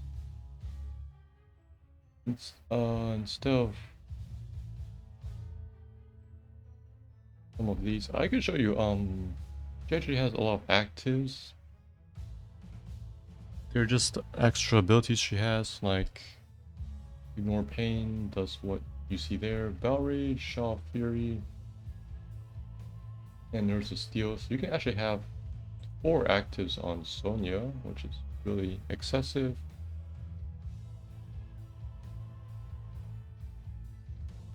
Yeah, I'd probably keep Relentless as like a passive defensive measure, which is you just get 50 armor at low health.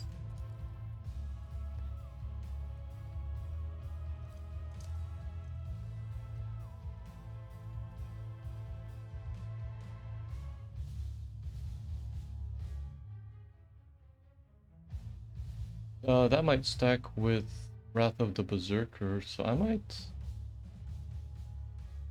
Either have Relentless as a 20 talent, or do something about Wrath of the Berserker. Let's keep going. I won't do the reduced mana cost or lifesteal part. You just get armor, right? All damage taken is reduced. Yeah, it's just armor. It gets bonus damage when there's multiple enemies. I kind of like Ruthless more. Juggernaut is CC reduction.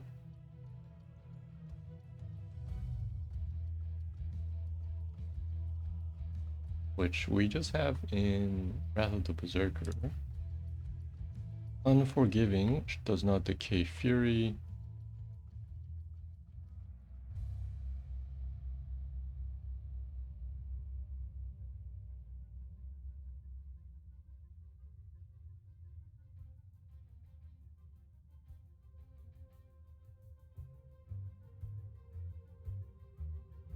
I mean, we could definitely have something like this. Make sure it's just full Fury.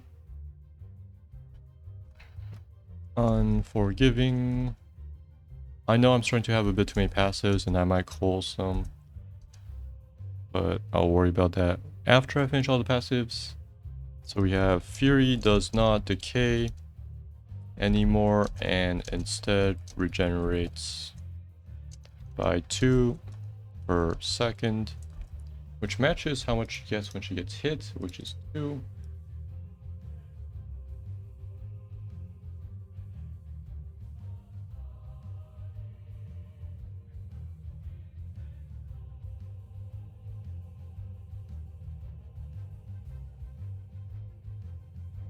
And instead always regenerates by 2 per second.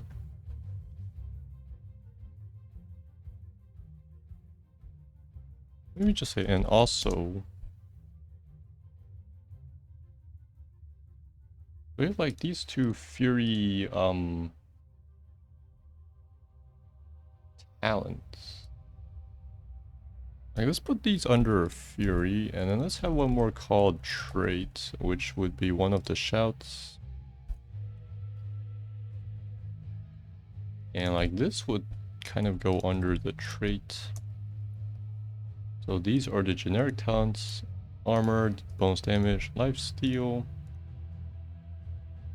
Reduces cooldown for Wrath of the Berserker. Not gonna have that. Keen's Fury. For those two abilities, we don't have those two. We don't have that one. And we don't need this one.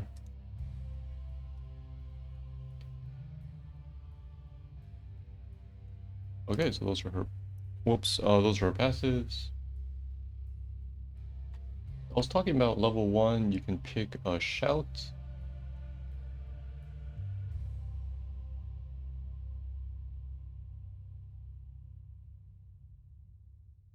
Let's see what the shouts are. Let's just put down the names, which is Warcry.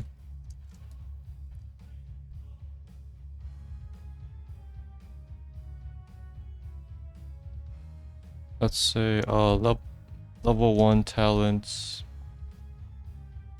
Level 1 talents go into the trait button.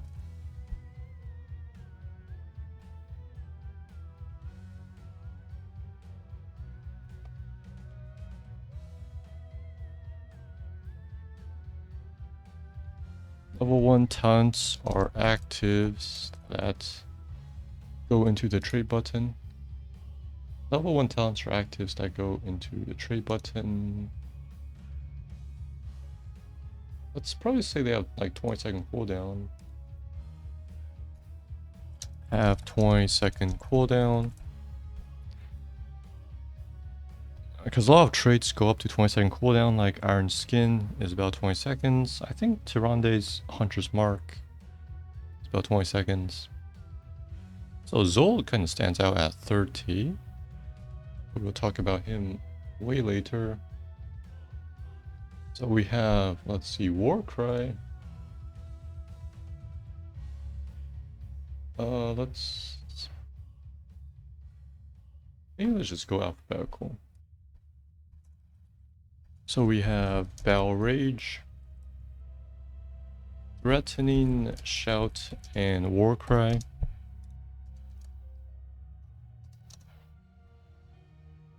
Level 1 talents are Level 1 talents are actives that go into the trade button, have 20-second cooldown, no cost.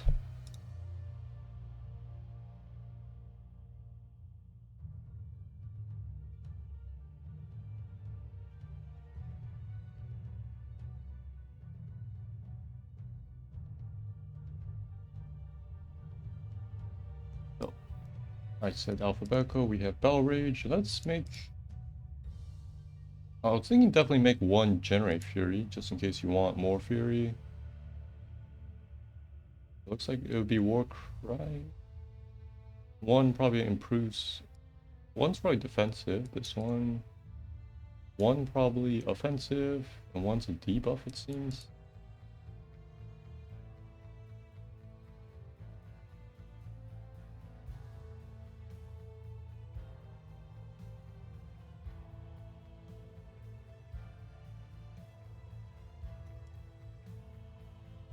Only affects the barbarian.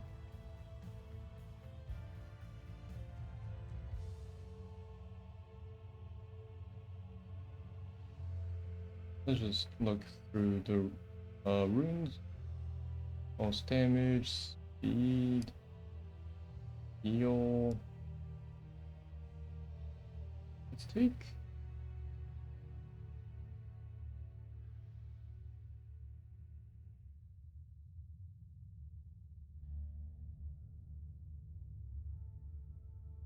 Take the spell power. Weak amount increases spell power by 10 for 10 seconds, long duration.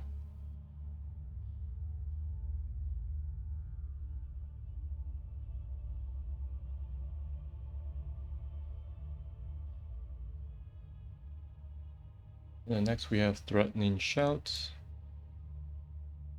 Reduces the damage of enemies for a long time.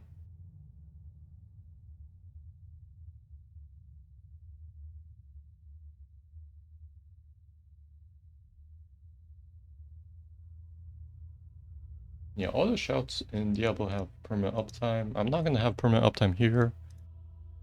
I'll probably go 50% uptime, so it's pretty high.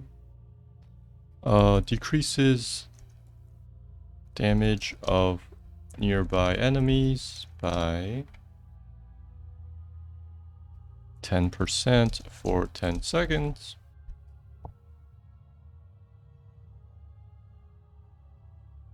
Slow increases damage taken. And yeah, so we will have this increases your spell power, which is pretty much all damage besides all attacks. This one decreases damage of nearby enemies by 10% for 10 seconds. And then we have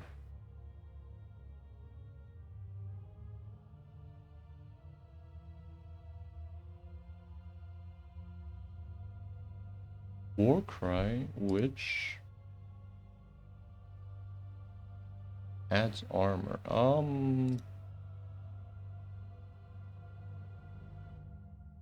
So we have one defensive, one offensive. Let's just make this generate fury, that's it. Let's say generates maybe like a lot of fury. Fury gives what, 40? Let's see.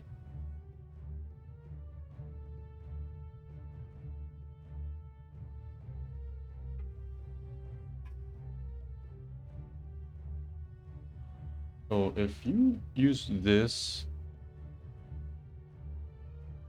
after 3 seconds, you decay by 3 per second. That means you lose 51 fury between Warcry casts. Let's make sure Warcry doesn't give you infinite fury by spamming it off cooldown. So let's say, yeah, generates 40 fury. That's it. We won't have the armor because it's pretty much the same as threatening shout. But yes, we have these 3 shouts. When it increases your damage, 1 reduces the damage of enemies, which technically improves the defensive aspect of your team, and this one just gives you more mana in case you want to do things.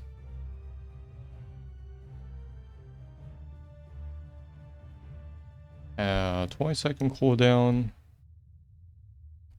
20-second cooldown, no cost, no animation. So yeah, you can use them while whirlwinding. Looking at Warcry, it can let you whirlwind for about 2.5 more seconds.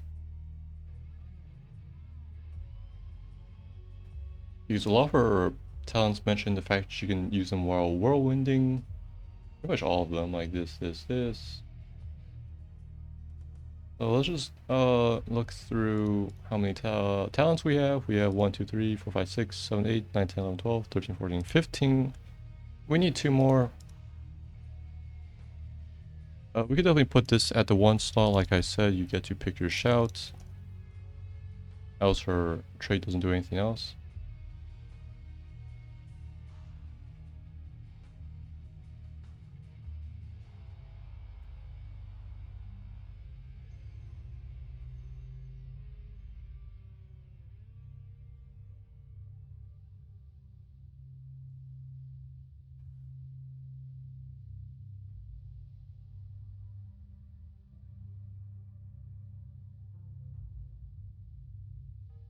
So we could see, I actually always have a lot of talents that are similar, even though I made these from scratch. You can see we have the instant fury, and then she had instant heal and instant armor and instant shields.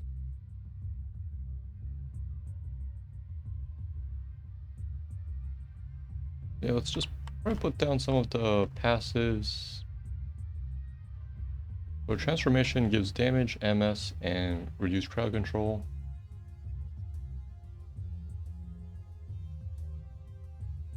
You could probably have relentless as a 20. Just because 1, it's similar to that, 2, it's similar to my Wrath of the Berserker, which I was actually, whoops. I was going to pick that Striding Giant. Of the lifesteal, we have Striding Giant. Gain 50 armor during Wrath of the Berserker. So these 2 are both 50 armor, but this one is only during this heroic, and this one is a conditional. But if you stay low, you can maintain it. So yes, I'm replacing this thing.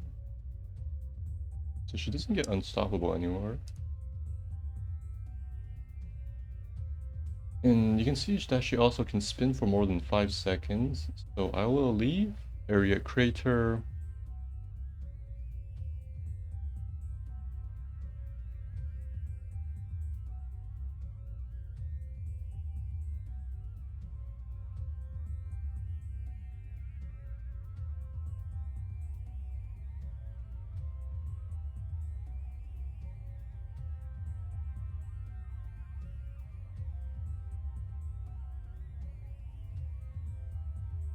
I would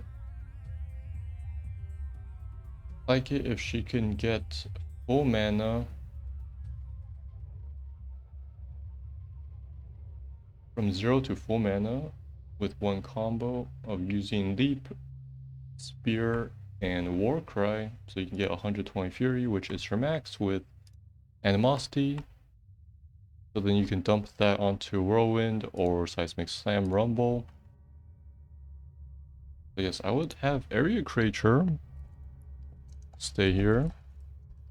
Remove cooldown bonus. So we can leave the path blocker.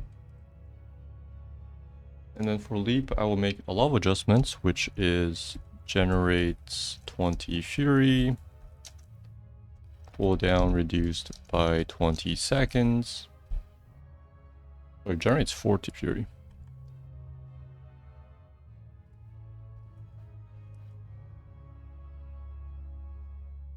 So this has one, the shorter cooldown, two, it's also good at initiation because it gives mana. So you can also immediately use anything you want, Seismic Slam or Whirlwind.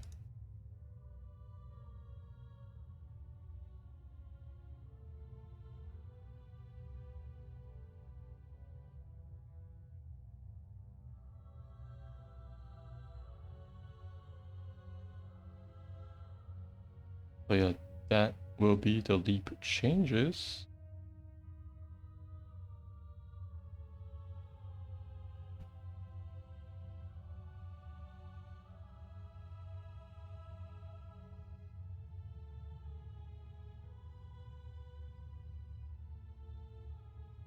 Let me just check how big the crater is. Whirlwind radius is 2.5, okay? So we have the crater is actually slightly bigger than the whirlwind. I think of increasing the AoE a bit, but I guess let's leave it the same, just so a whirlwind can pretty much fit inside the crater. Get phasing.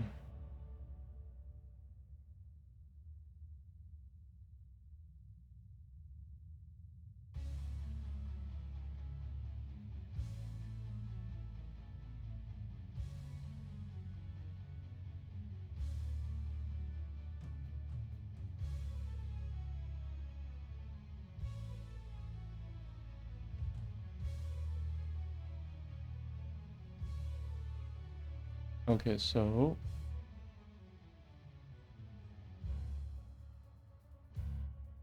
let's just continue pulling things. Inspiring Brett. Let's go with what should be her 16s? Probably Volcathos' Oath. Or actually, yeah, okay, Volcathos' Oath. Also gets her Insane Chase with the 20% movement speed bonus. I was thinking Rum.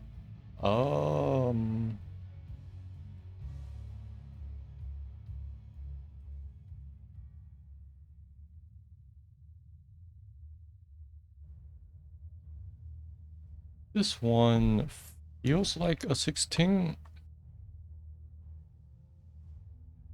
Or actually, maybe a... Okay, what is a 20? That might be the first question.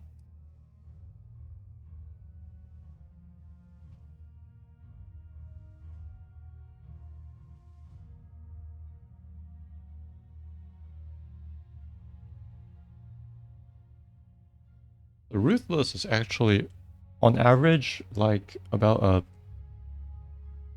10 to 13% damage bonus.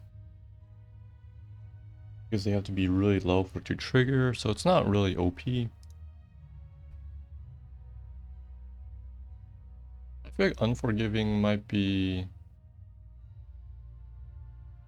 actually a 20.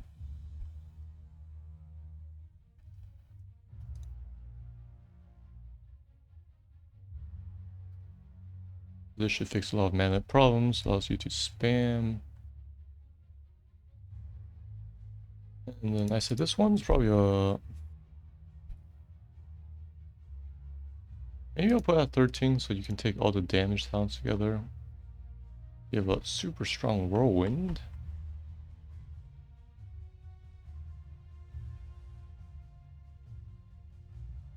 Let's see, we have... Let's say this is at 4. Directly after your trait, you can pick this for sustain. Boost yourself, obviously.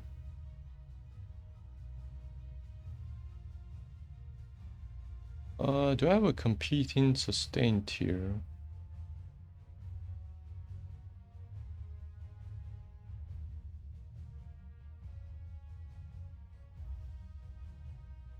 Yes, I will have a sustain tier that competes at 4. You have it through the nuke seismic slam.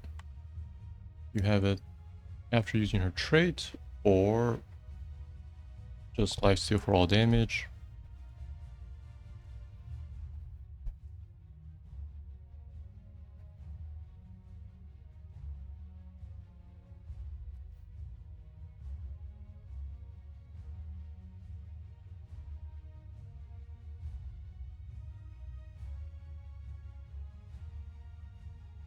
And then we can have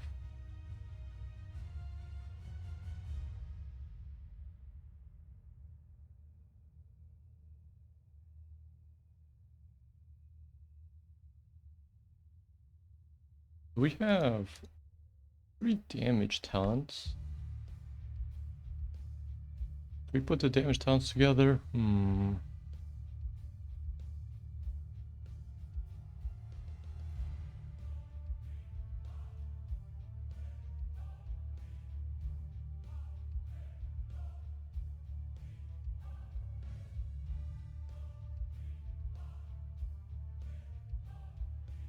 okay, this one probably goes at 13 because of how unique it is.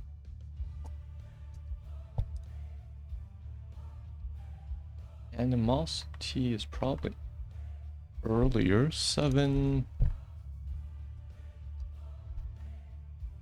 This one is probably a 16.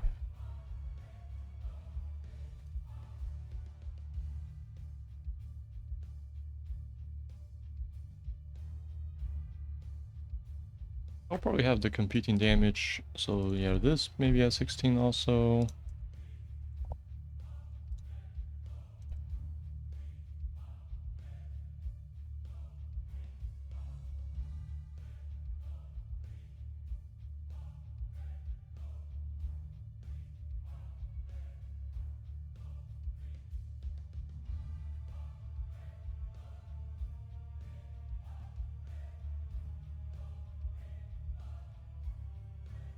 We have 4 slots. We have 2 here.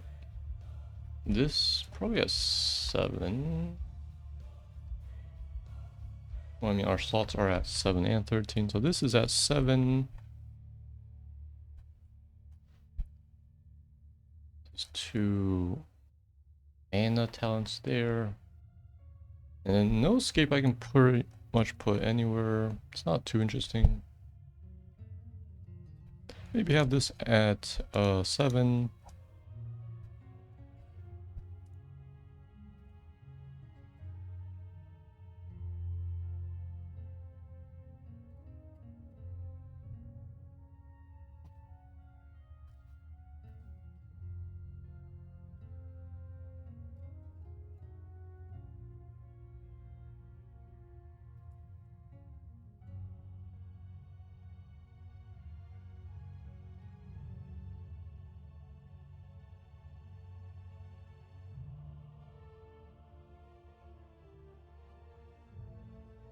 We have 2 at 13, right? So I can look over what I pretty much didn't build into her. We can start at the bottom. We gave her armor. Spear range I didn't have. She also has more armor there. Shields, no shields. She has some basic attack damage. And some sustain through lifesteal. This pull, I'll probably not have it because I want her to go in. I don't like how she can retreat like this. If you really wanted to retreat, you can leap out. So I will not have Mystical Spear. And I mean, that's pretty much all. Let's have probably one more Seismic Slam and one more Spear Talent.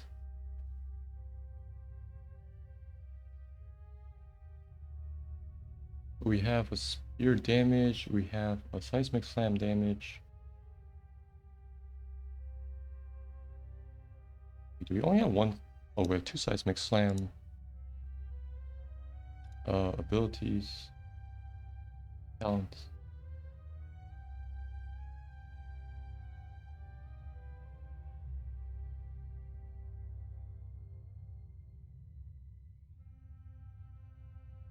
Let's just have a spear range.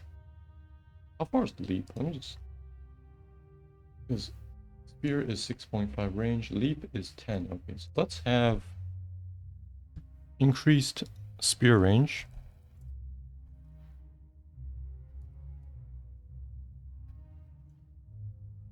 By, let's say 40%. So it's like this, increased spear range. You can only use it to go in, and the range is still smaller than leap. I do want leap to be the farthest. Maybe just call it this thing.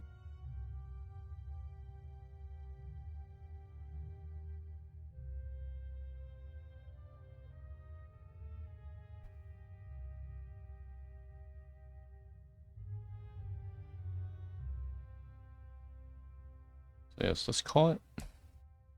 So here's the spear talent. The 300th spear. Ancient spear has 50% increase, 40% increased range.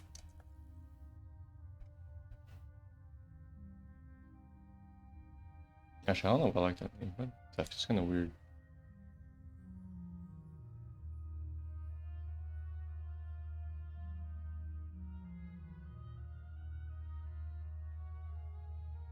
Okay, let's just call it Ariad's Law.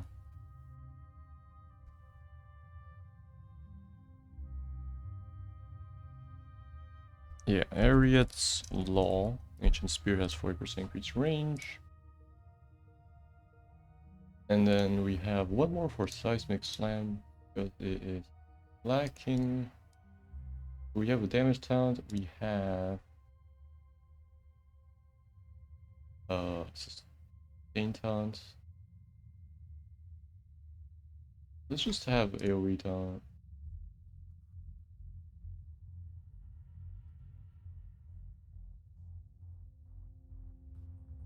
So it has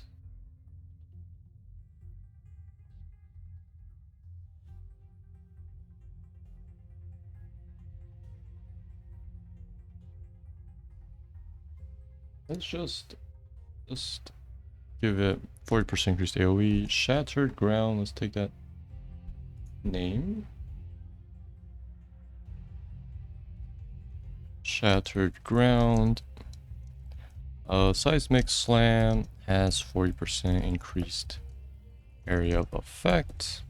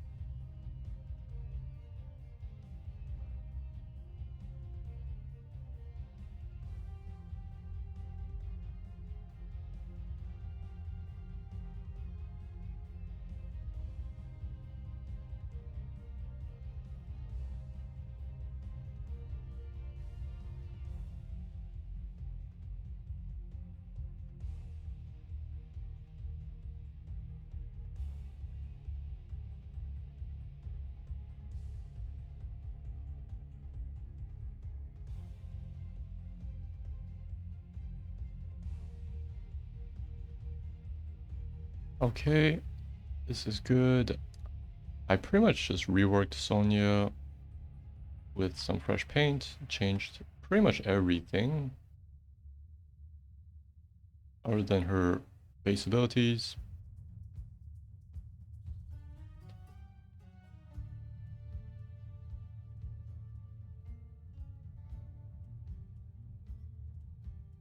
And next we will move on to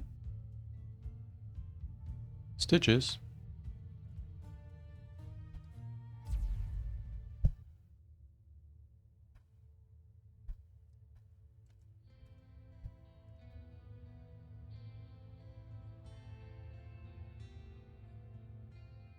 He is an abomination from Warcraft. He has a signature hook. Is he the only guy with a hook? We have Artanis, I guess, with the swap. We can look at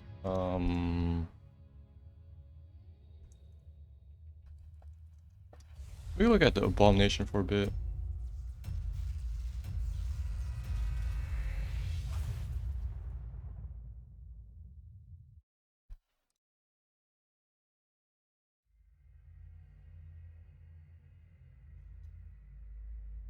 They are just corpses stitched together.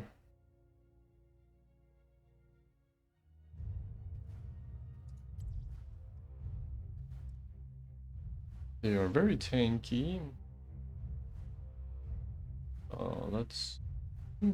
Their damage is pretty mediocre.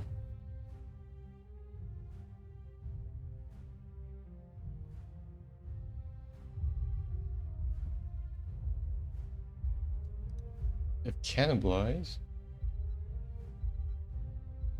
some eat a dead body. The other unit that has this is Ghoul, which is not in HOTS. We can try to have something like cannibalize in HOTS.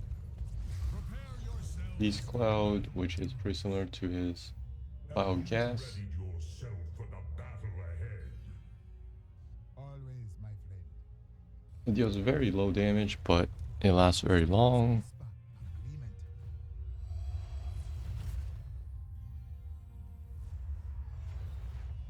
agreement. And yeah, that's all his abilities. 10 seconds. So in ARAM, his tier is high because of hook. Just because of hook. His placement is always very good. We cannot tarry. And his sustain is pretty decent with Devour. And he also has Gorge. You could just Gorge, hook, Gorge, and then walk past your gate. For some very easy kills. If the enemy has no escape. Familiarity, high. I play him a lot. In beta. Loot. Because he's fun. So I've seen him go through at least a rework.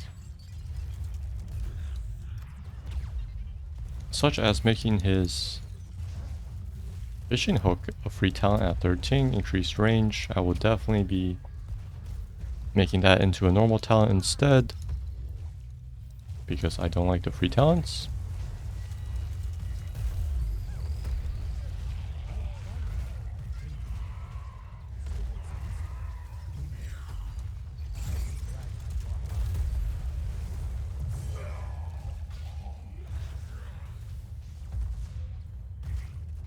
Be careful.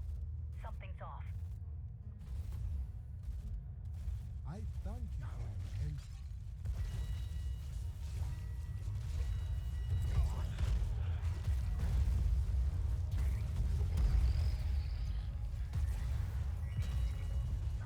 His two heroics, he has Gorge, Eat, that puts an enemy out of combat.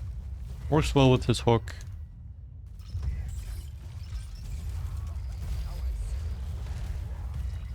To just capture an enemy, or you just use it immediately during a brawl to like take out an enemy for 4 seconds out of combat. And like a miniature cocoon that they can't break other than through killing you.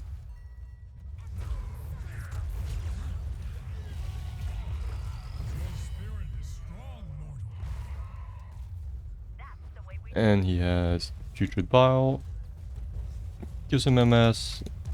Lasts long. Is just slow, and I think the damage is pretty low. It's pretty much just for the utility slow.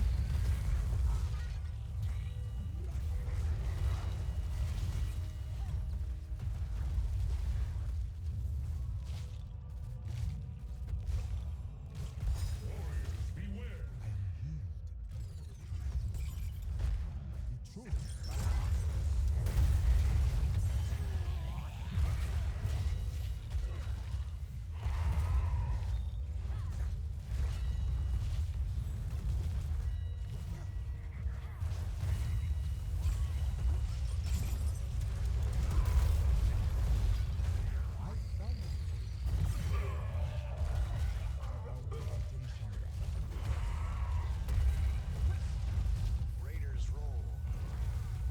I'd probably change his trait to be like Disease Cloud. That's a permanent passive AoE damage. It's kind of like the old burn talents, which I mean he actually has one, which is Flare Up.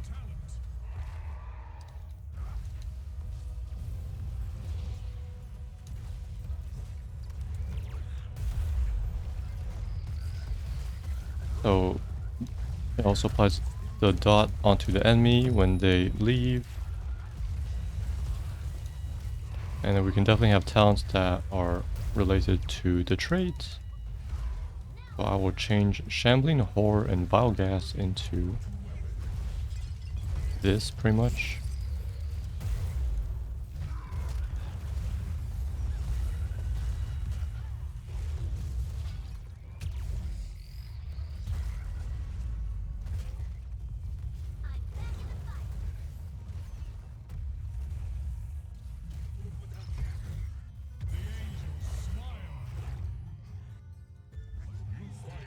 Yeah, I said I wanted to have cannibalize. I'll be doing something like Butcher's Victuals, where if a nearby minion, I think it has to be enemy minion, dies, he heals 5%.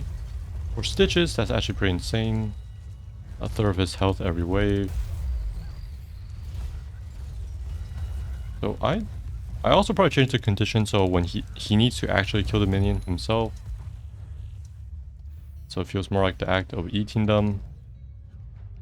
So I might leave it at 5%. Or maybe slightly lower. But yeah, there's going to be a very big condition tied to it. Now I see.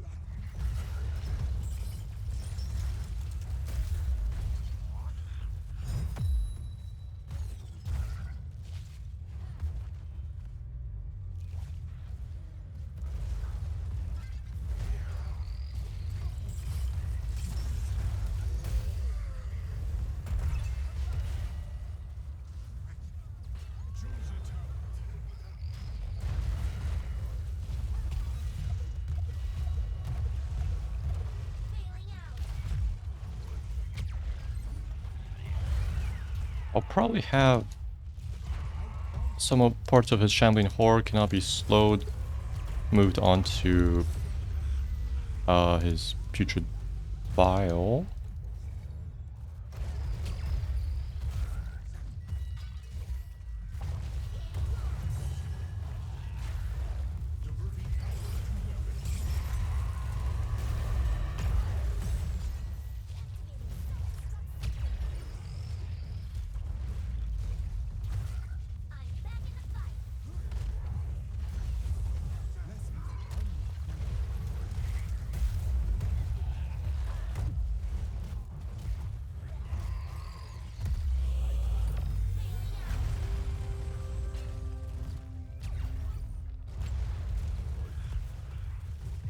Rise stronger than before, hero.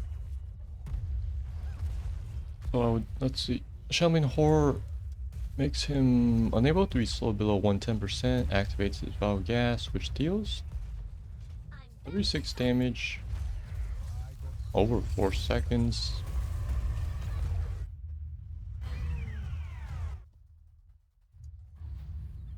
So is that not per second?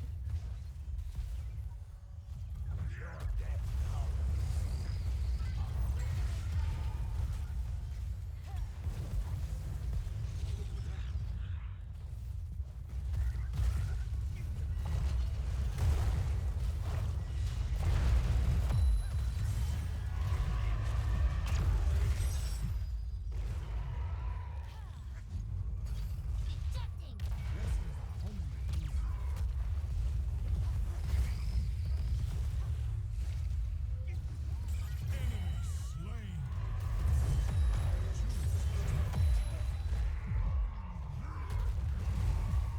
Your resilience cannot be shaken.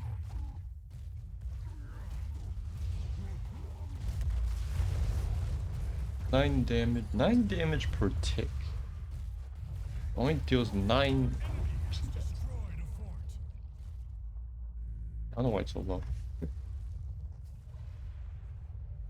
I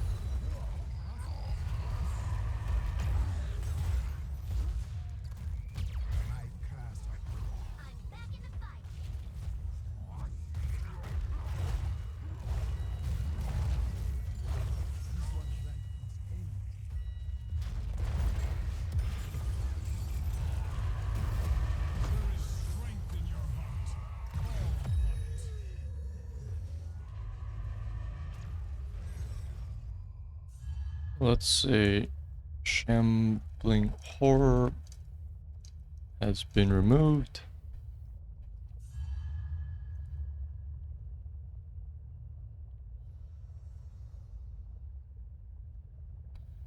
Vile gas. The spirits say it is not What's his attack range? That's 1 point. Keep lost. The enemy is attacking our core. Vile gas is passively applied to enemies within 1.5 range. We're catching up. Let's keep up the pace.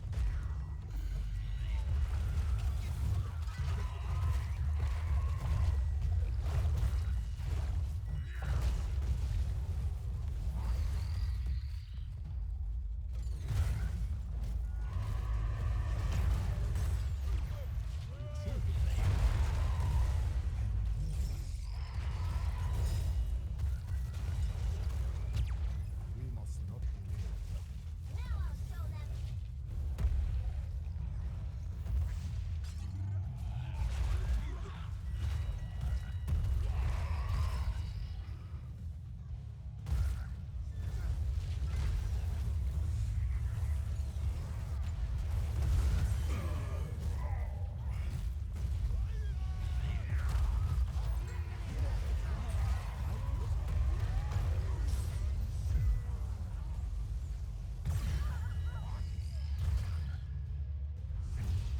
We must not delay.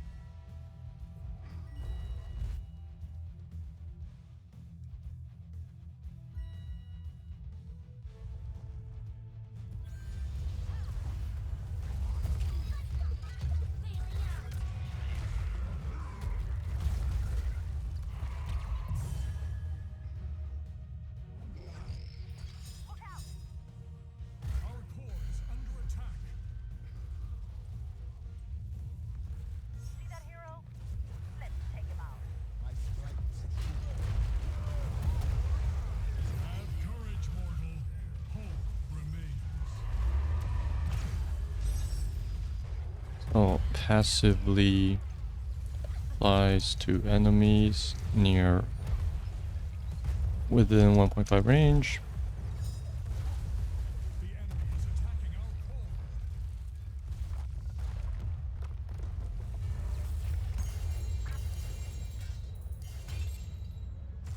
Defeat.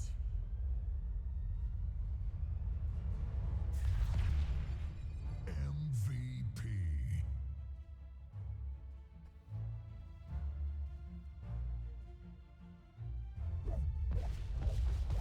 A flare up can go up to 15 times 2.5, 37.5 damage. Yeah, that's what I thought.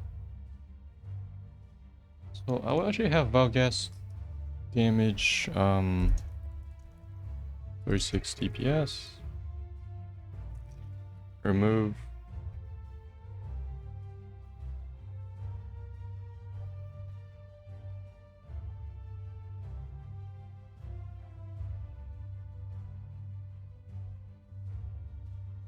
Passively applies within 1.5 range, damage to 36 DPS. Remove extra damage bonus.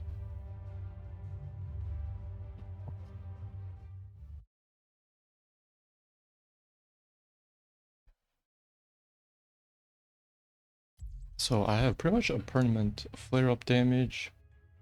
So I quadrupled the damage of Vile Gas. So once you get hit by it, you pretty much are guaranteed to take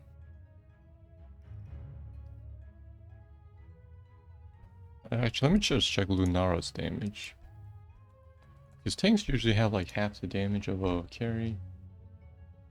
33 damage a second. Or 3 seconds.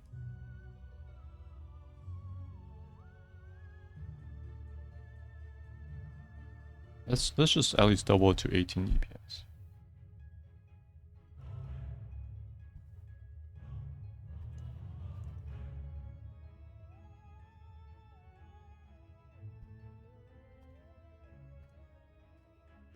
So this also hits heroes harder. And we can still have talents related to biogas's damage.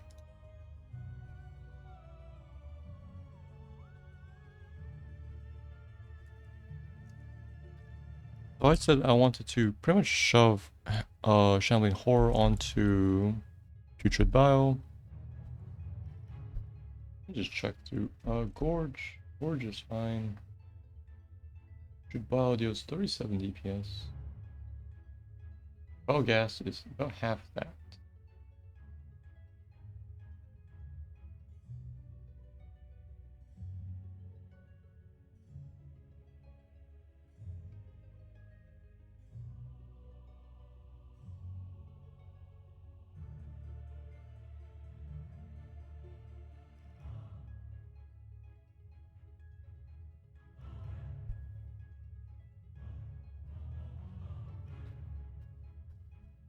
So I would add to Putrid Bile, cannot be slowed below 120% movement speed while active.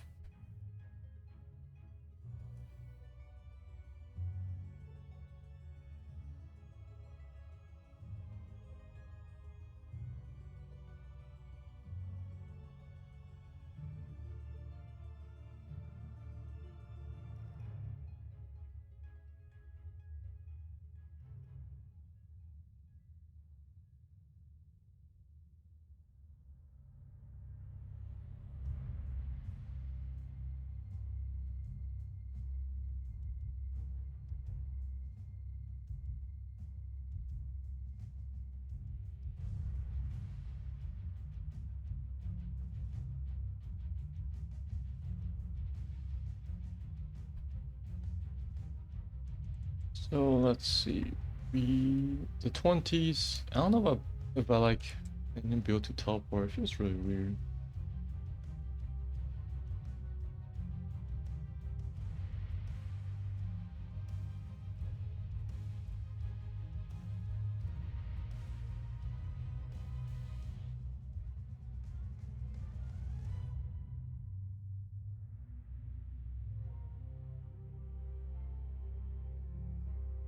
Instead of the teleport, I would prefer it doesn't teleport. But I do like the multiple gorge. Let's say change teleport to 4 seconds of 150% movement speed and unstoppable.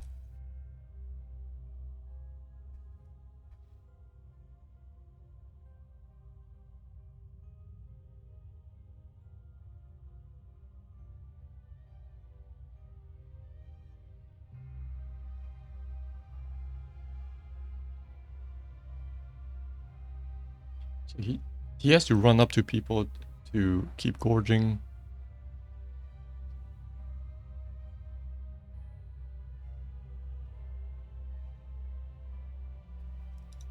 And this one, I don't really like the respawn thing. The damage, I would probably have. Let's just maybe keep the name gift from the embalmer.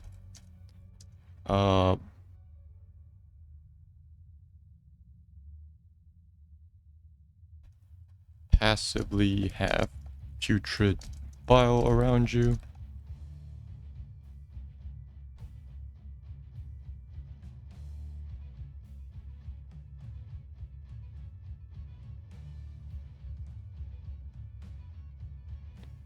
So you deal bonus DPS and a pretty decent slow around you. Yeah, I'm not giving you the movement speed. So we will say DPS and slow components.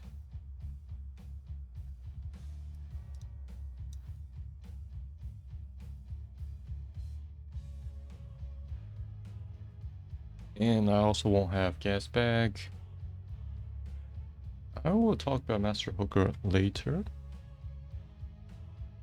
This is a rework. So I also won't have flare up because we have passive biogas. I also probably wouldn't have some of his quests. I'll go over his abilities one by one. We have the signature hook, slam,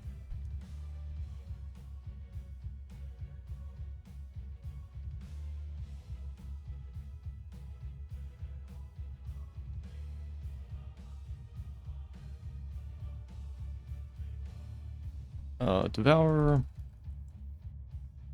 and biogas. I will also... I don't like help the ally assistant versions of spells for free. I would also move that onto a talent. So we could immediately say we have... Where's the hook? Hook. Remove bonus range at level 13. I think it was called fishing line before. Or fishing hook. I'll bring it back. Hook range is increased by 40%. We have this at 13. We will have this one early. Helping hand. Hook can hit allies. Can hit ally heroes. No cooldown reduction.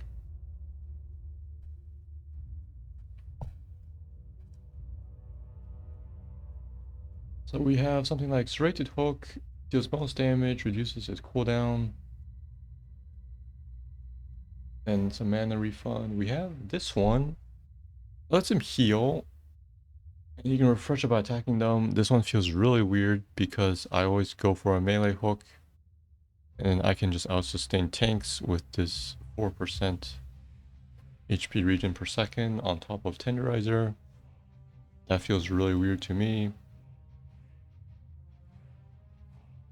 This one, attack speed, I mean, you won't really do damage through attacks.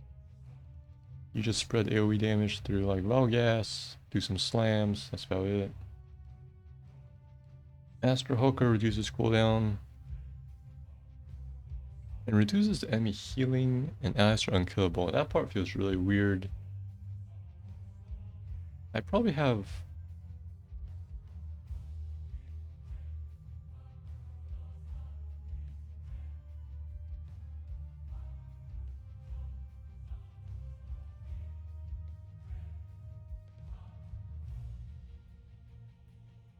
I don't know if I want cooldown reduction. I might have a 20 that takedowns reset hook. Maybe. Other than that, yes, it has a very long cooldown.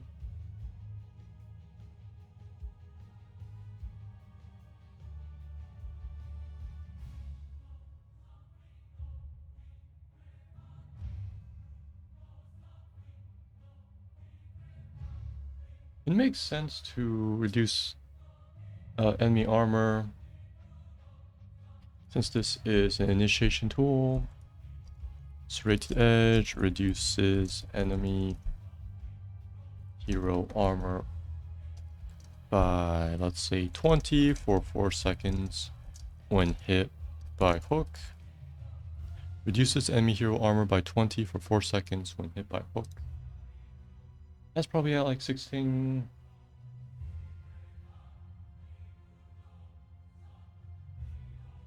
That's 16, that's 13. This is probably 7.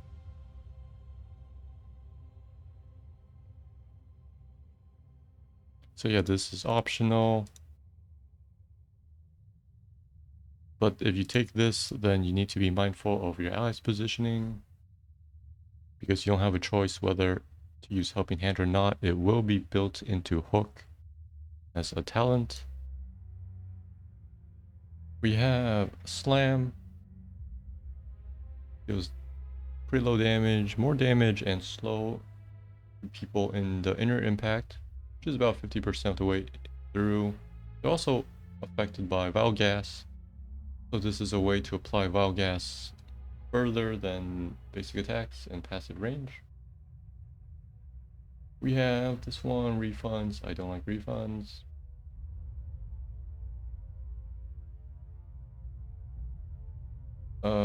This one increases the damage.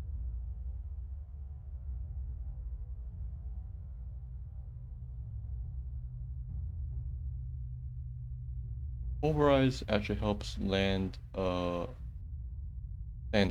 because the slow is applied to everyone within its AoE.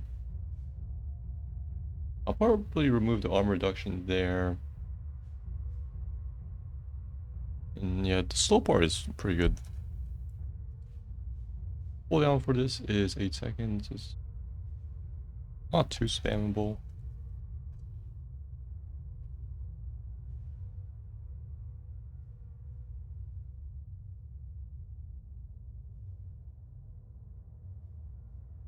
Pulverize, remove. Remove armor reduction. I'll probably move this to actually 13.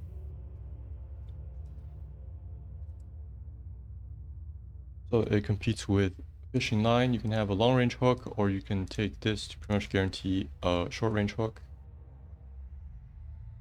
And I'll probably have something like Chop Chop, just 2 charges of Slam.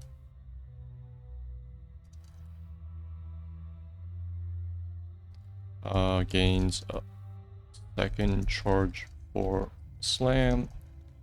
Cooldown reduced by 2 seconds.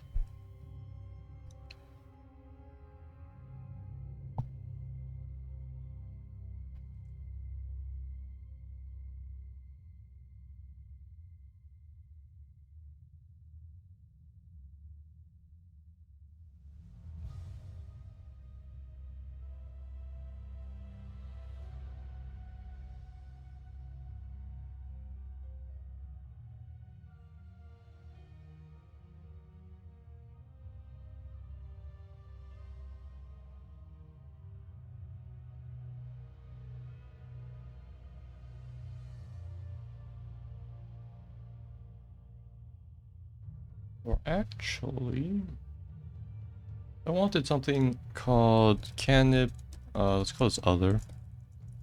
Cannibalize. Killing an enemy minion restores 4%. Let's say restores 2% of max HP. Heroes restore 10% of max HP.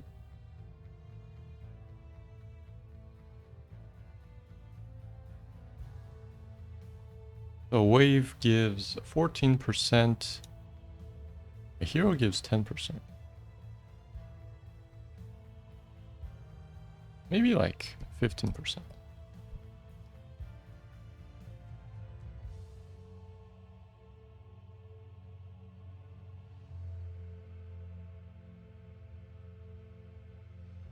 So I'll probably have that for his percentage-based restoration.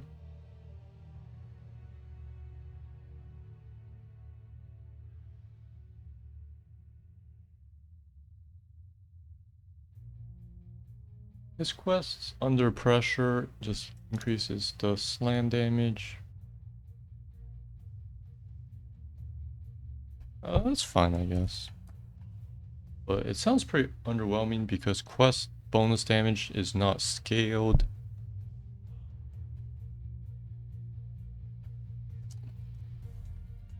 Unlike base abilities, which have the 4% scaling, which is standard. I'll have quests at 1, so we will have this one.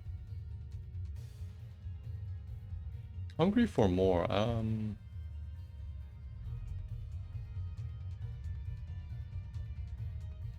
I kind of like that one. So let's leave that one there. Hungry for more.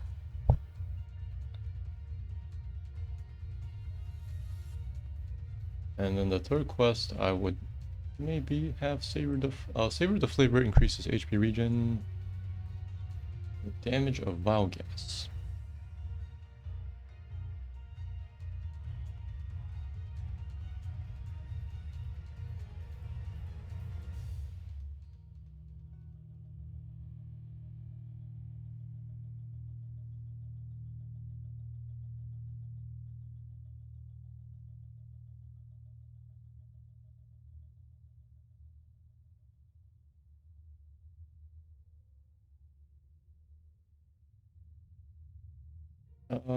Savor the Flavor. I'm sure, let's have that. I will note that this quest is pretty much impossible to max out. 100 stacks, the cooldown of this is 20 seconds. So that takes, you can get 3 stacks a minute, or it'll take 33 minutes to actually finish the quest. So I don't know if I just want to...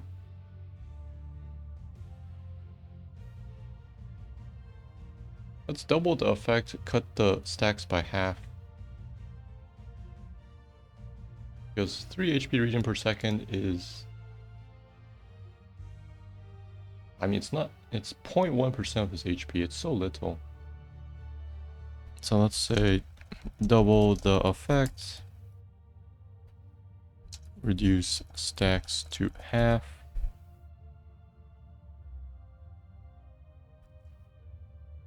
Wait a second, this is under Devour.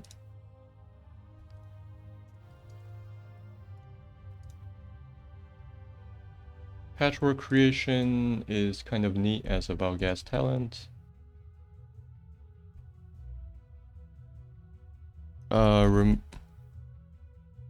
Patchwork creation.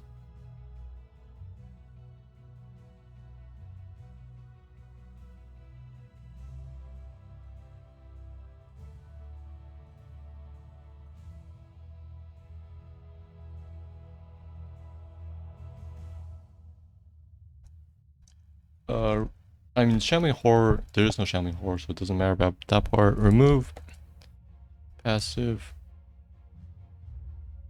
healing received.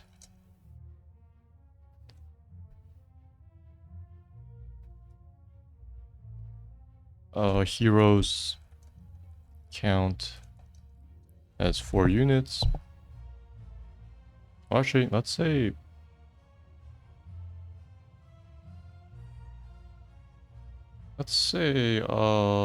3. 9 armor per hero. Yeah, let's say heroes count as 3 units. So if you can touch 3 enemy heroes, you get max stacks in the team fight, which is 24 armor.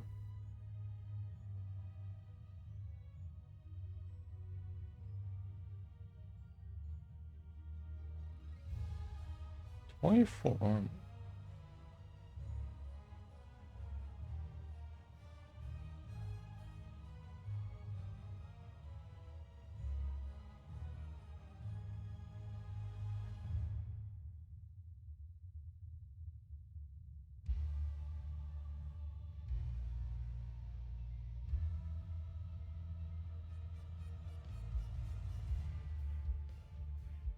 Maybe let's do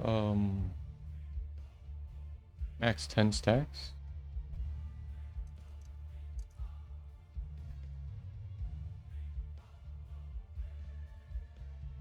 Just to make it a clean 30 armor.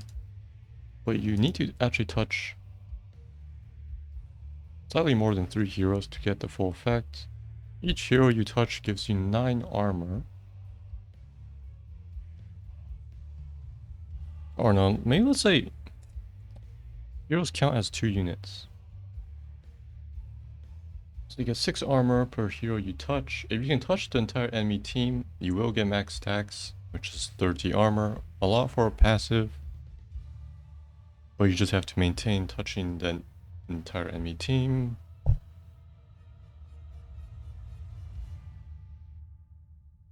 So So this is probably, we can probably have this kind of early.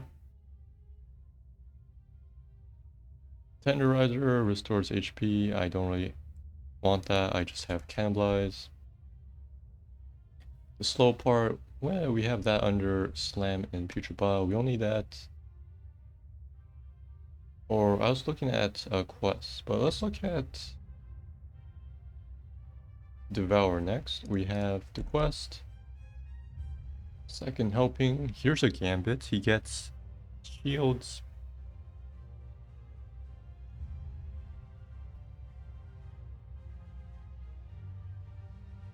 For 10 seconds.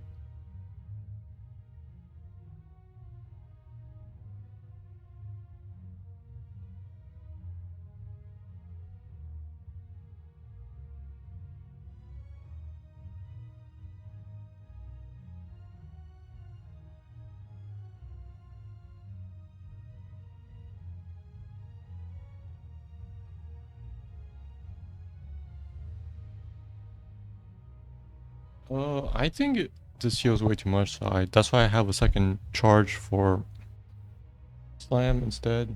I don't want a second charge for Devour. What I will have is something new. Let's call this Meat Shield, I guess.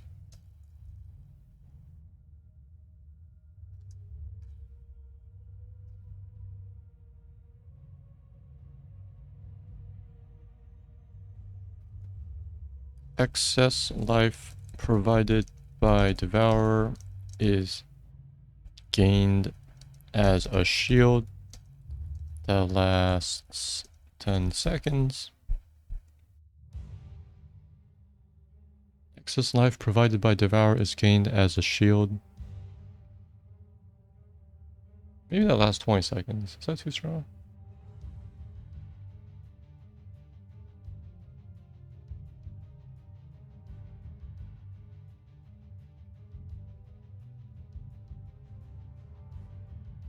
Nah, I don't think that's too strong.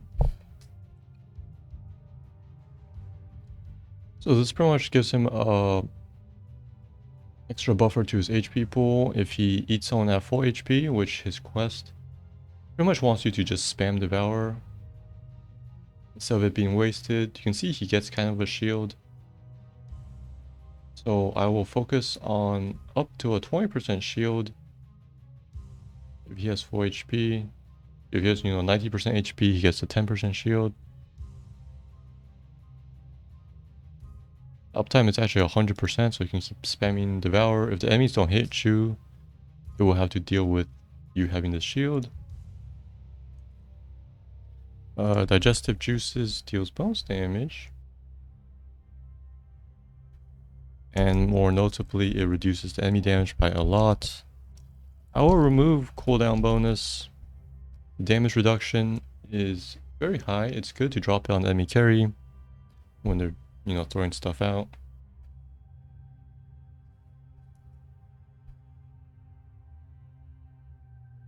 And then we have his trait.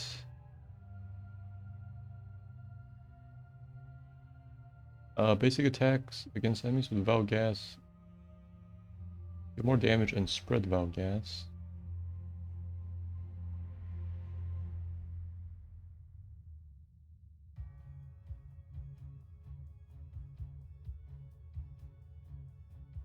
This one increases Val Gas damage by up to triple. Even though you're never going to reach that. Let's check out Val Cleaver AoE 2.5. Let's just keep it at Slam Talent, Val Cleaver. Slam applies Val Gas to all targets hit. We don't have the first part. So this is just easier to apply Val Gas at a range.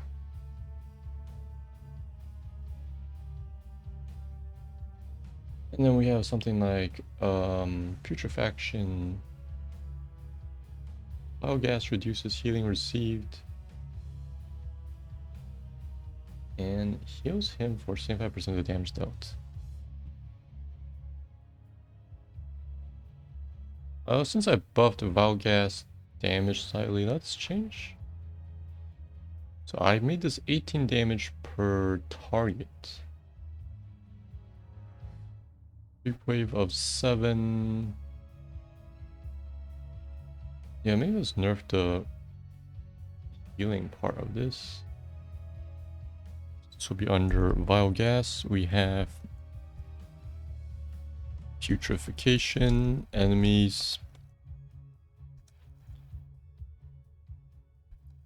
affected by Vile Gas have minus 50% healing, minus 25%. Minus 25% healing.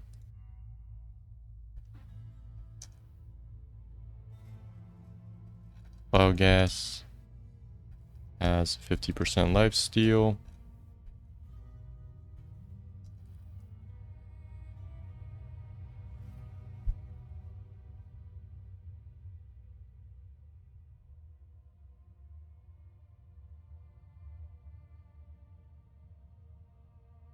Biogas has 50% lifesteal, and enemies affected have 25%.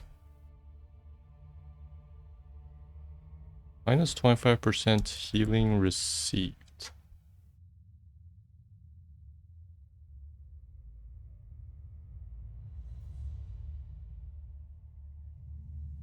So this thing is for attack speed. I don't really have attack speed things anymore. Gas bag.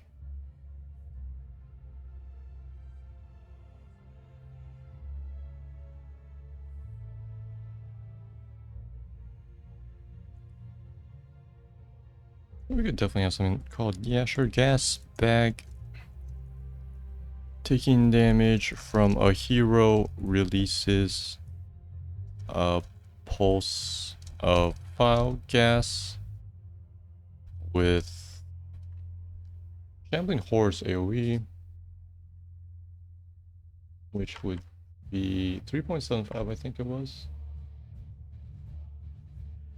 with 3.75 radius.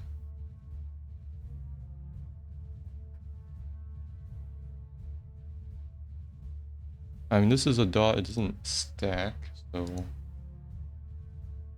not like you get crazy reflect. But this is just to apply biogas everywhere.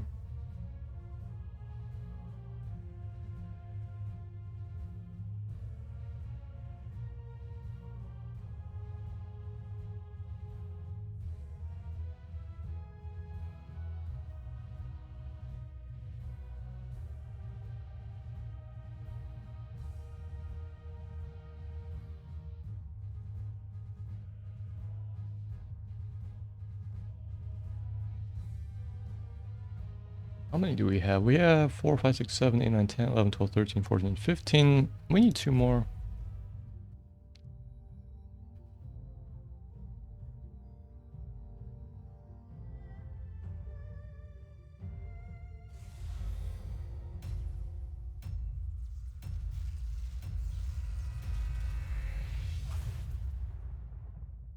But let's probably start putting down some things. Let me just note. I have 3 for everything besides slam. Okay. So the quests we have Under Pressure, Savor the Flavor, and Hungry for More. That's actually his only way to increase his HP pool. We have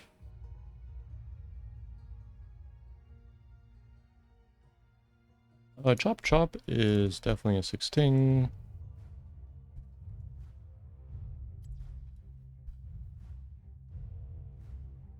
And at 13, that's where we will move Pulverize.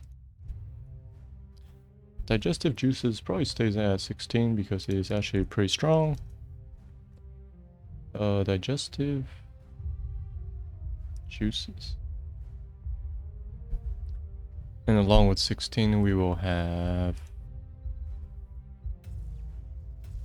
the serrated edge with minus armor reduction because we have fishing line at 13. And then we will have helping hand at 7. I think this is kind of where I pull out the allied talents at 7, like into the fray. And for that, I am sorry. Against the stitches, how convenient. And then we have, let's see, Valkyries probably have 4. It's pretty simple, pretty weak. 4, 3, 2, 1. Let the battle begin.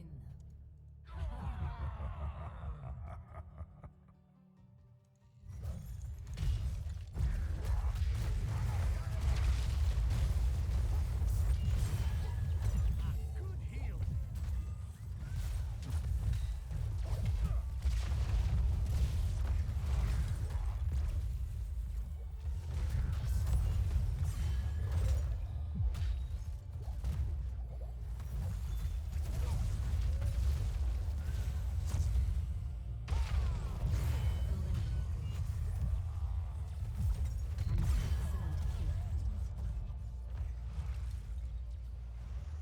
And then when you start putting in the Valgas, we have space at what, 4, 7, 13, and 20.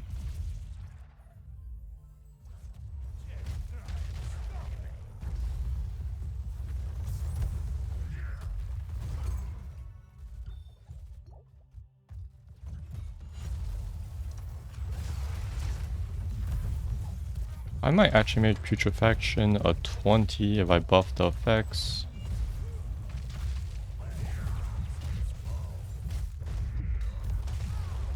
Learn from this and come back stronger. Who wants some of this? Else we have Patchwork Creation. This one, maybe a 4.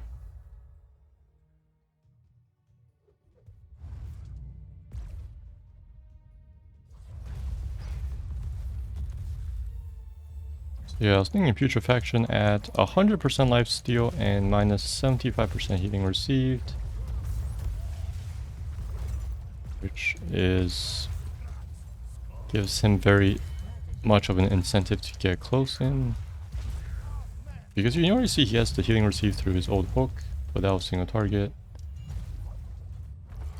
Now he can suppress an entire team with healing received. That's why you don't let him get close.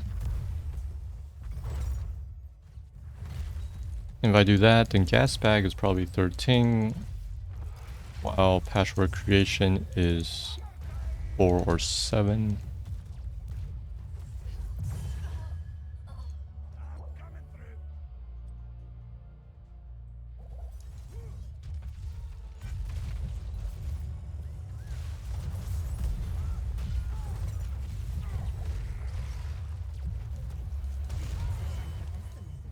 Thank you kindly.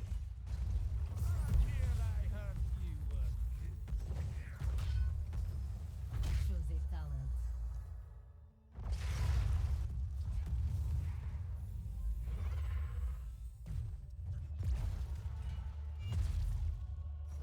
Point me at 'em.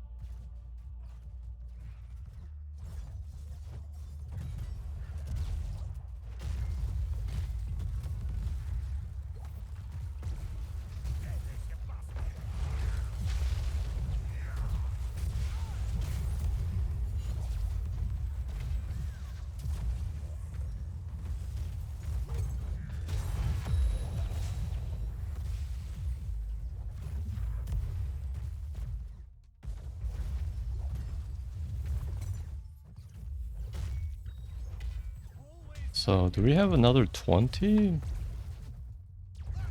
I don't think we do.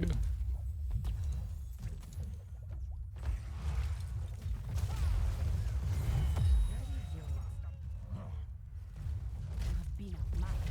Double kill. Good work.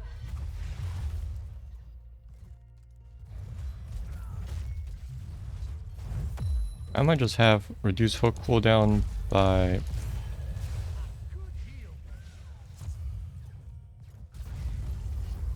maybe 8 seconds if you An excellent 4 seconds if you hit spree. an enemy, another 4 seconds if you hit if it was a hero.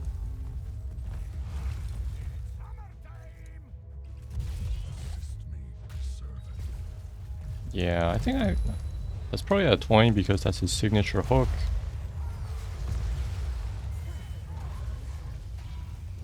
And allows him to spam with twice the uptime if I do minus 8 seconds of cooldown, which you can actually get through 2 talents.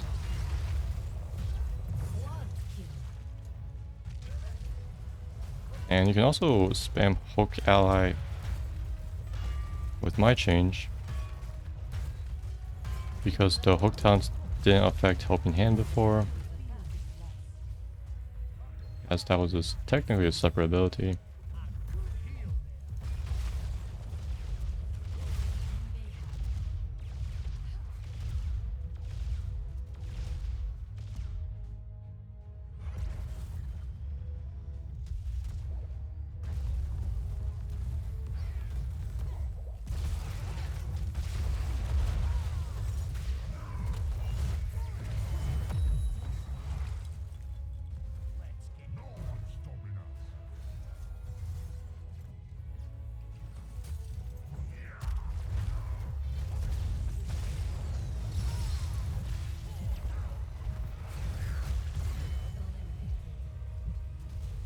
Double kill. Next time, bloody watch your back.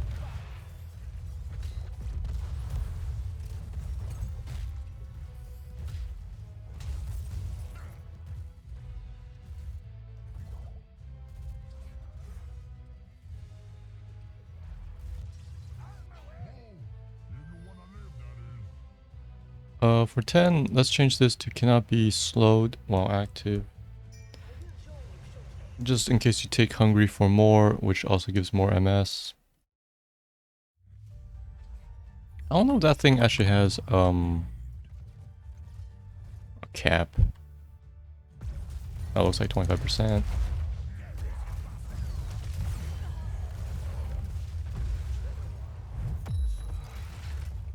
So your movement speed will be 145%. That's fine. If you can grab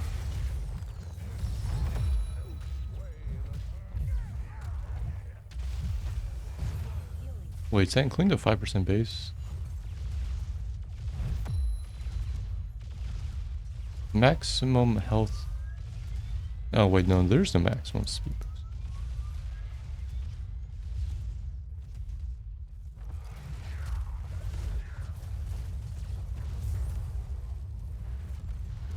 Okay, yeah, so let's have also a master hooker, right? Yeah, okay, let's have master hooker. Hook cooldown is reduced by 4 seconds if a target is hit, and an additional 4 seconds if the target was a hero. Is a hero.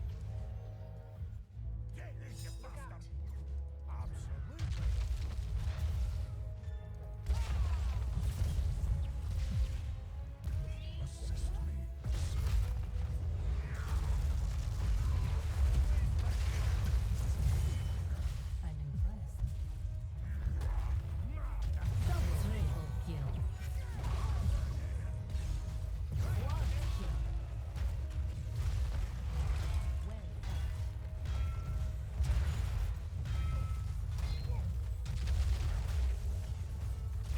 A decisive victory. Keep up the momentum.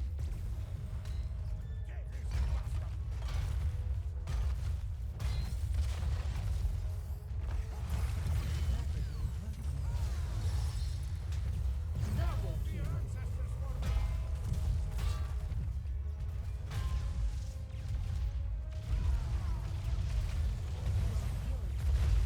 So hook cooldown Hook cooldown is reduced by 4 seconds if a target is hit, and another 4 seconds if the target is a hero. Victory.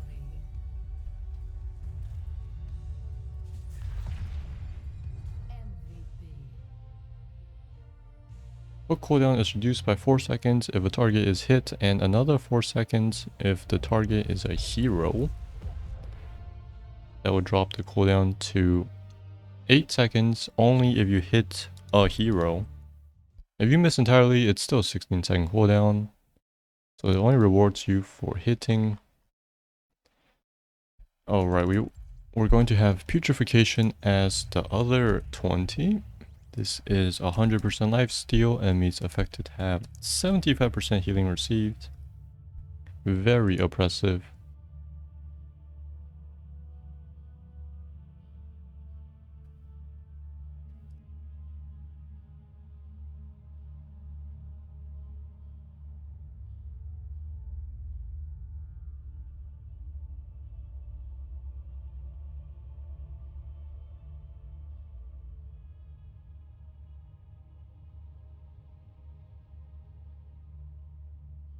So let's see, we were going to have this thing at 13, gas bag.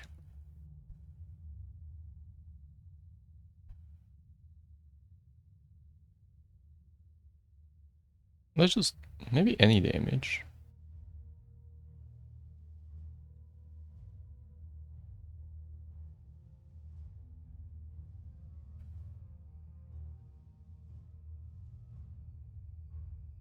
And this vial gas will apply to 7.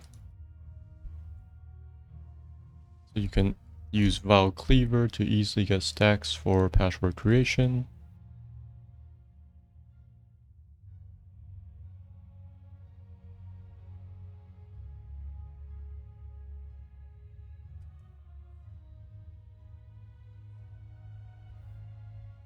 So I think I added 1 and I just have space for maybe 1 more. Let's see, I have space for 1, 2, 3. That's correct, I have space for 1 more because I added a hook talent.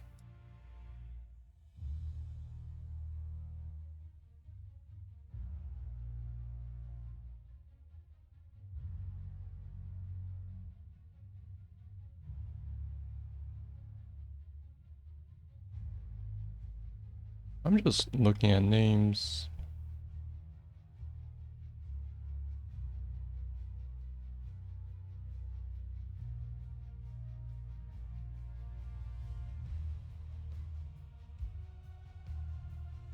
We could have a sustained talent. What was this? Meat shield.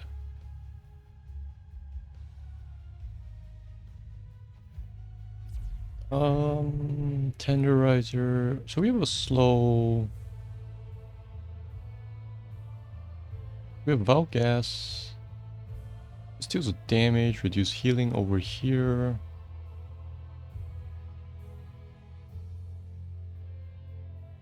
So we won't have Val. Okay, let's add an effect to Val Gas.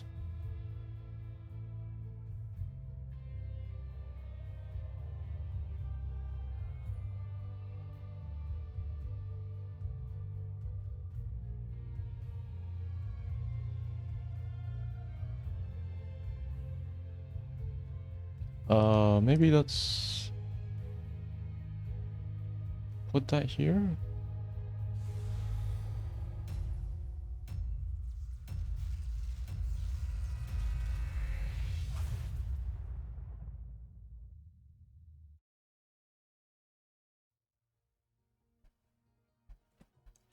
Let's call it suffocation. Vile gas reduces movement speed by 10%.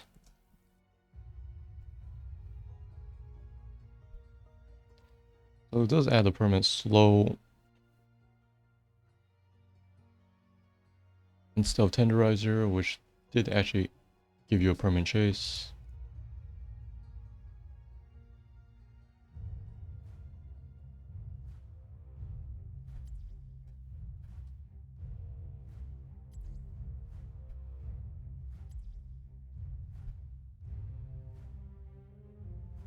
Oh, we're going for the no healing strat. Alright.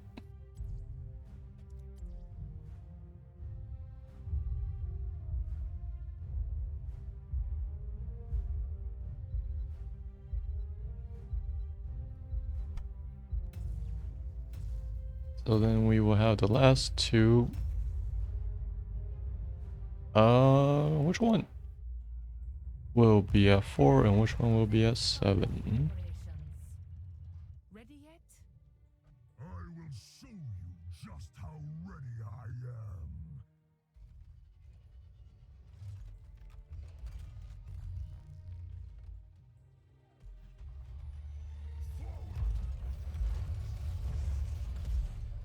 The battle begins. I'll probably have meat shield early because it doesn't really have an effect if you are at low HP.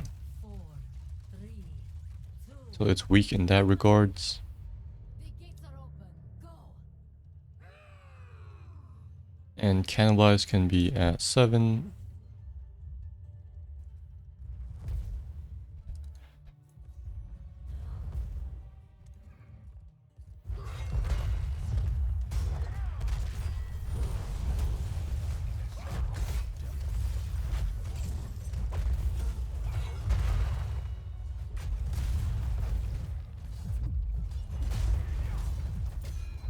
You've been struck down. So I believe this is it for stitches.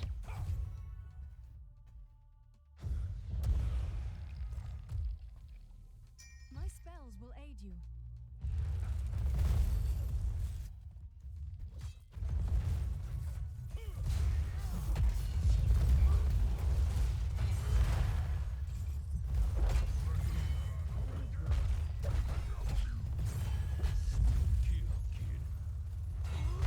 Double kill.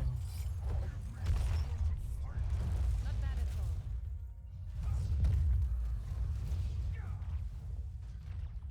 So let's check again. Hook, remove bounce range at level 13. We remove helping hand. That is gotten through a talent. Gambling horror has been removed. The active part is kind of shifted into putrid bile. And vile gas has better passive part. And has double damage.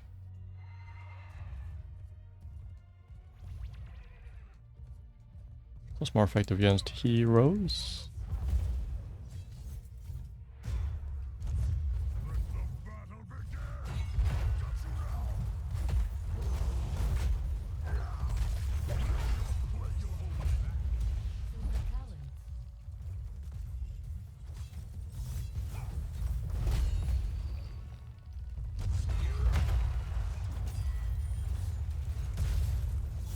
We got the 3 quests. The horde advances.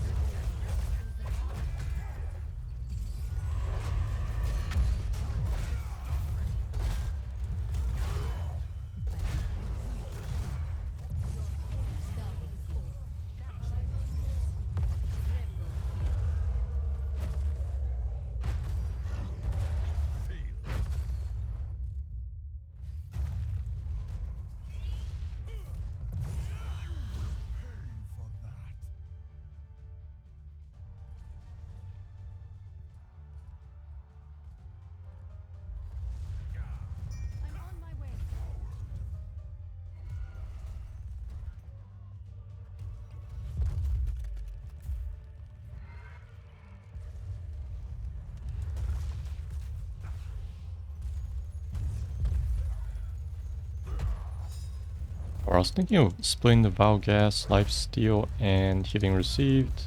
I'll probably put the Lifesteal instead of the Slow.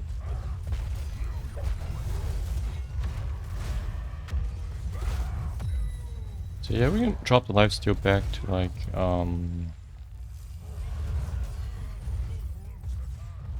that was at what, 4? Very impressive. Shows their talent.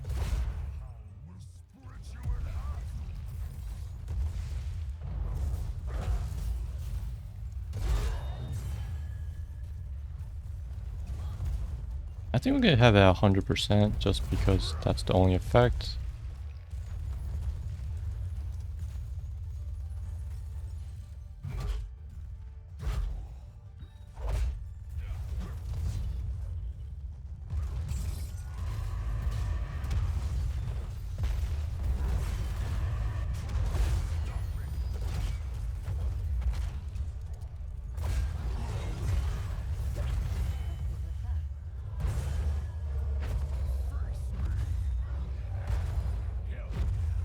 Still pulled it off.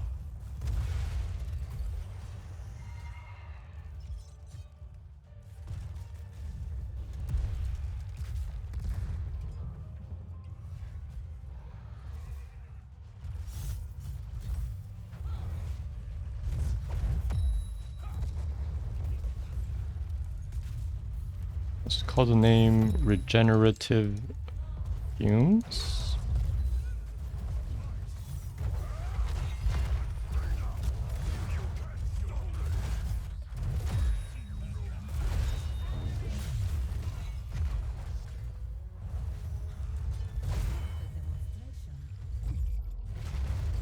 Not bad at all.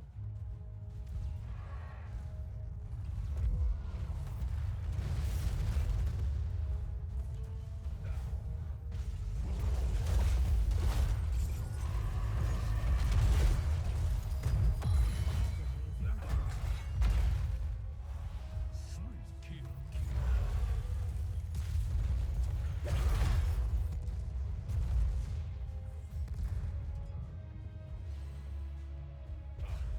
I see you know who to heal first.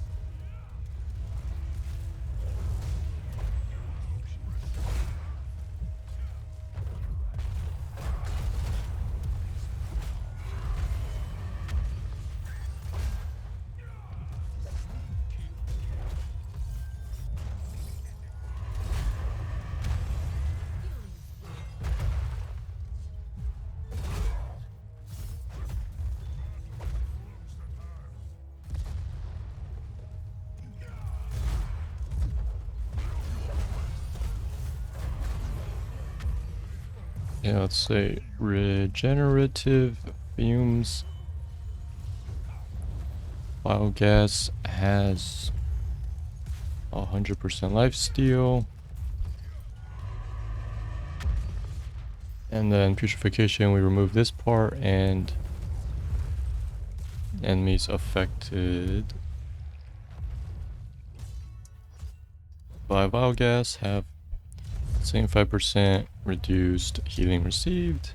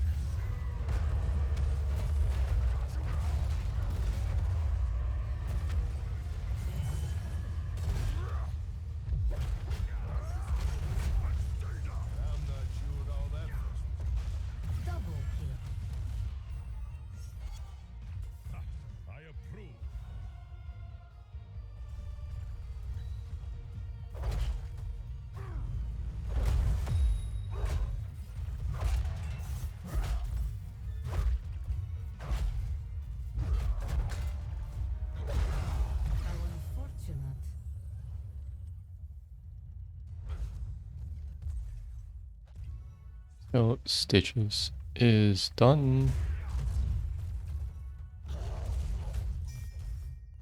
We have a bigger focus on biogas. And, well, we shuffled some ability talents around.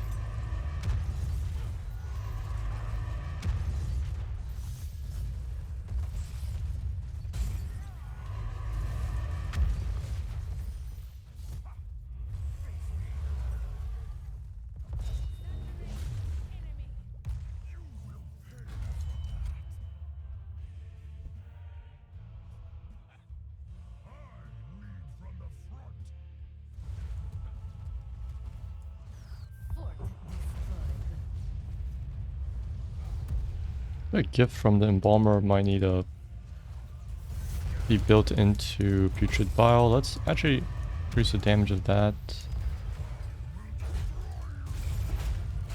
Because it feels so low.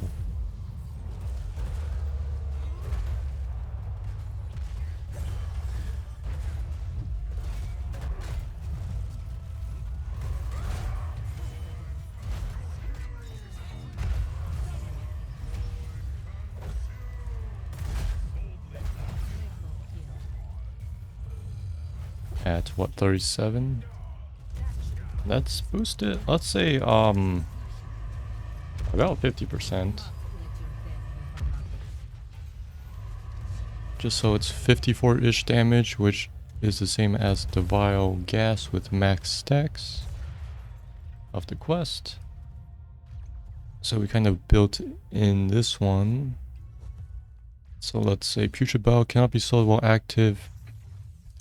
Increase its base damage by 50%.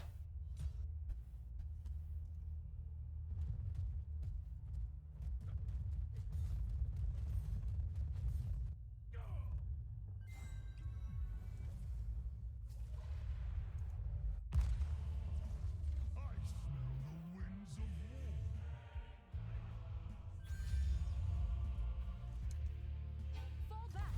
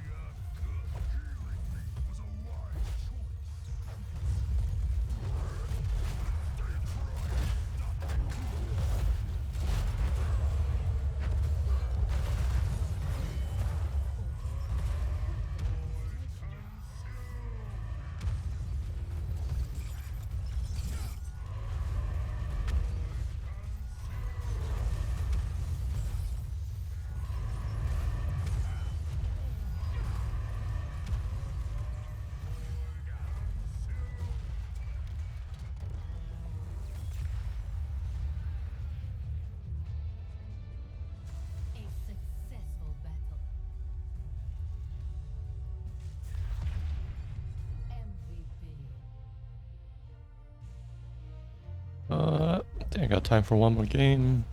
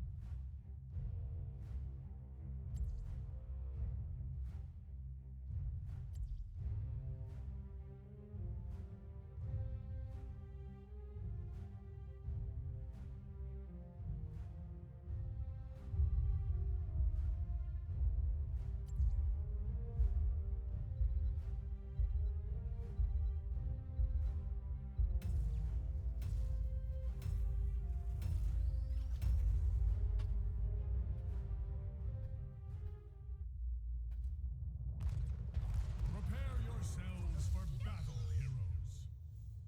Be in pack or be snack. This stinks.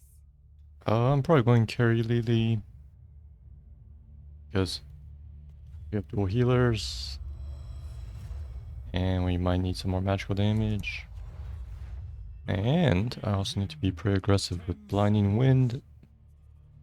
Definitely shut down Zojin and Bala. 4, 3, 2, 1. To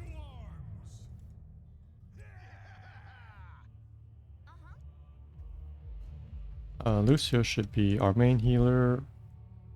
My heals are mainly just for myself when I'm half tanking along with Augur.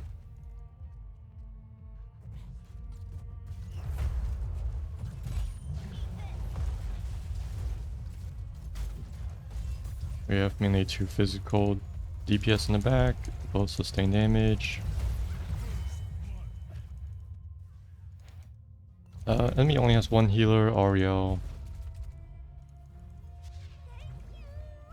Mathiel's only tanky if he can get close to us, which he should be having a problem with.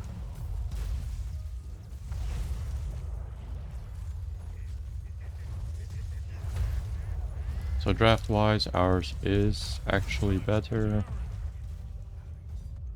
But you know, yeah, it's RNG what heroes you get. I'm not even sure if the roles you get are shared between both sides. I thought it was. But then sometimes I've seen the most weird drafts fight against balanced draft. But every time I see like multiple healers in a pool, there's usually both teams have that. And there's definitely games where if there's no healers, then neither team has healers.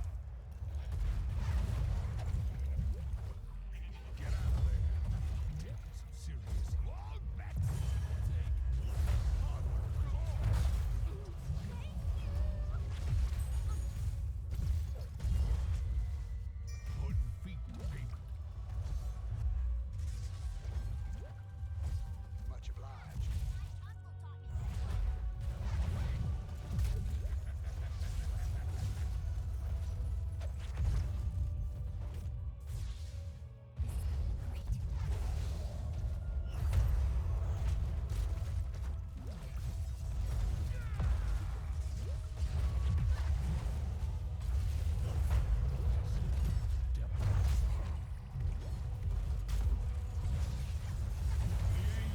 Smile on you.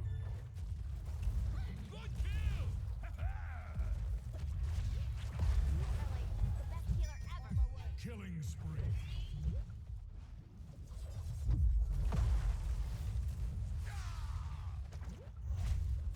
Thank you. Sounds fun.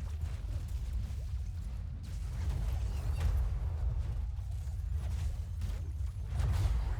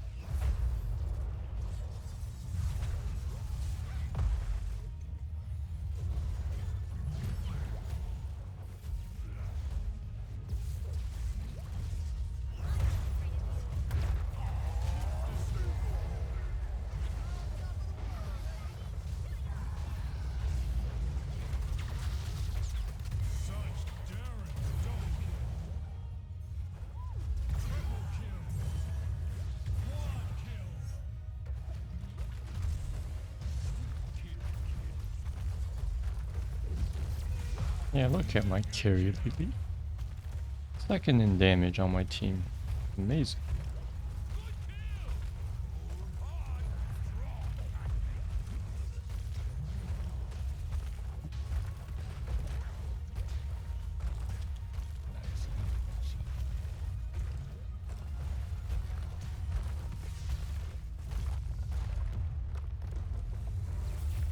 Okay, that's all for today. See you next time.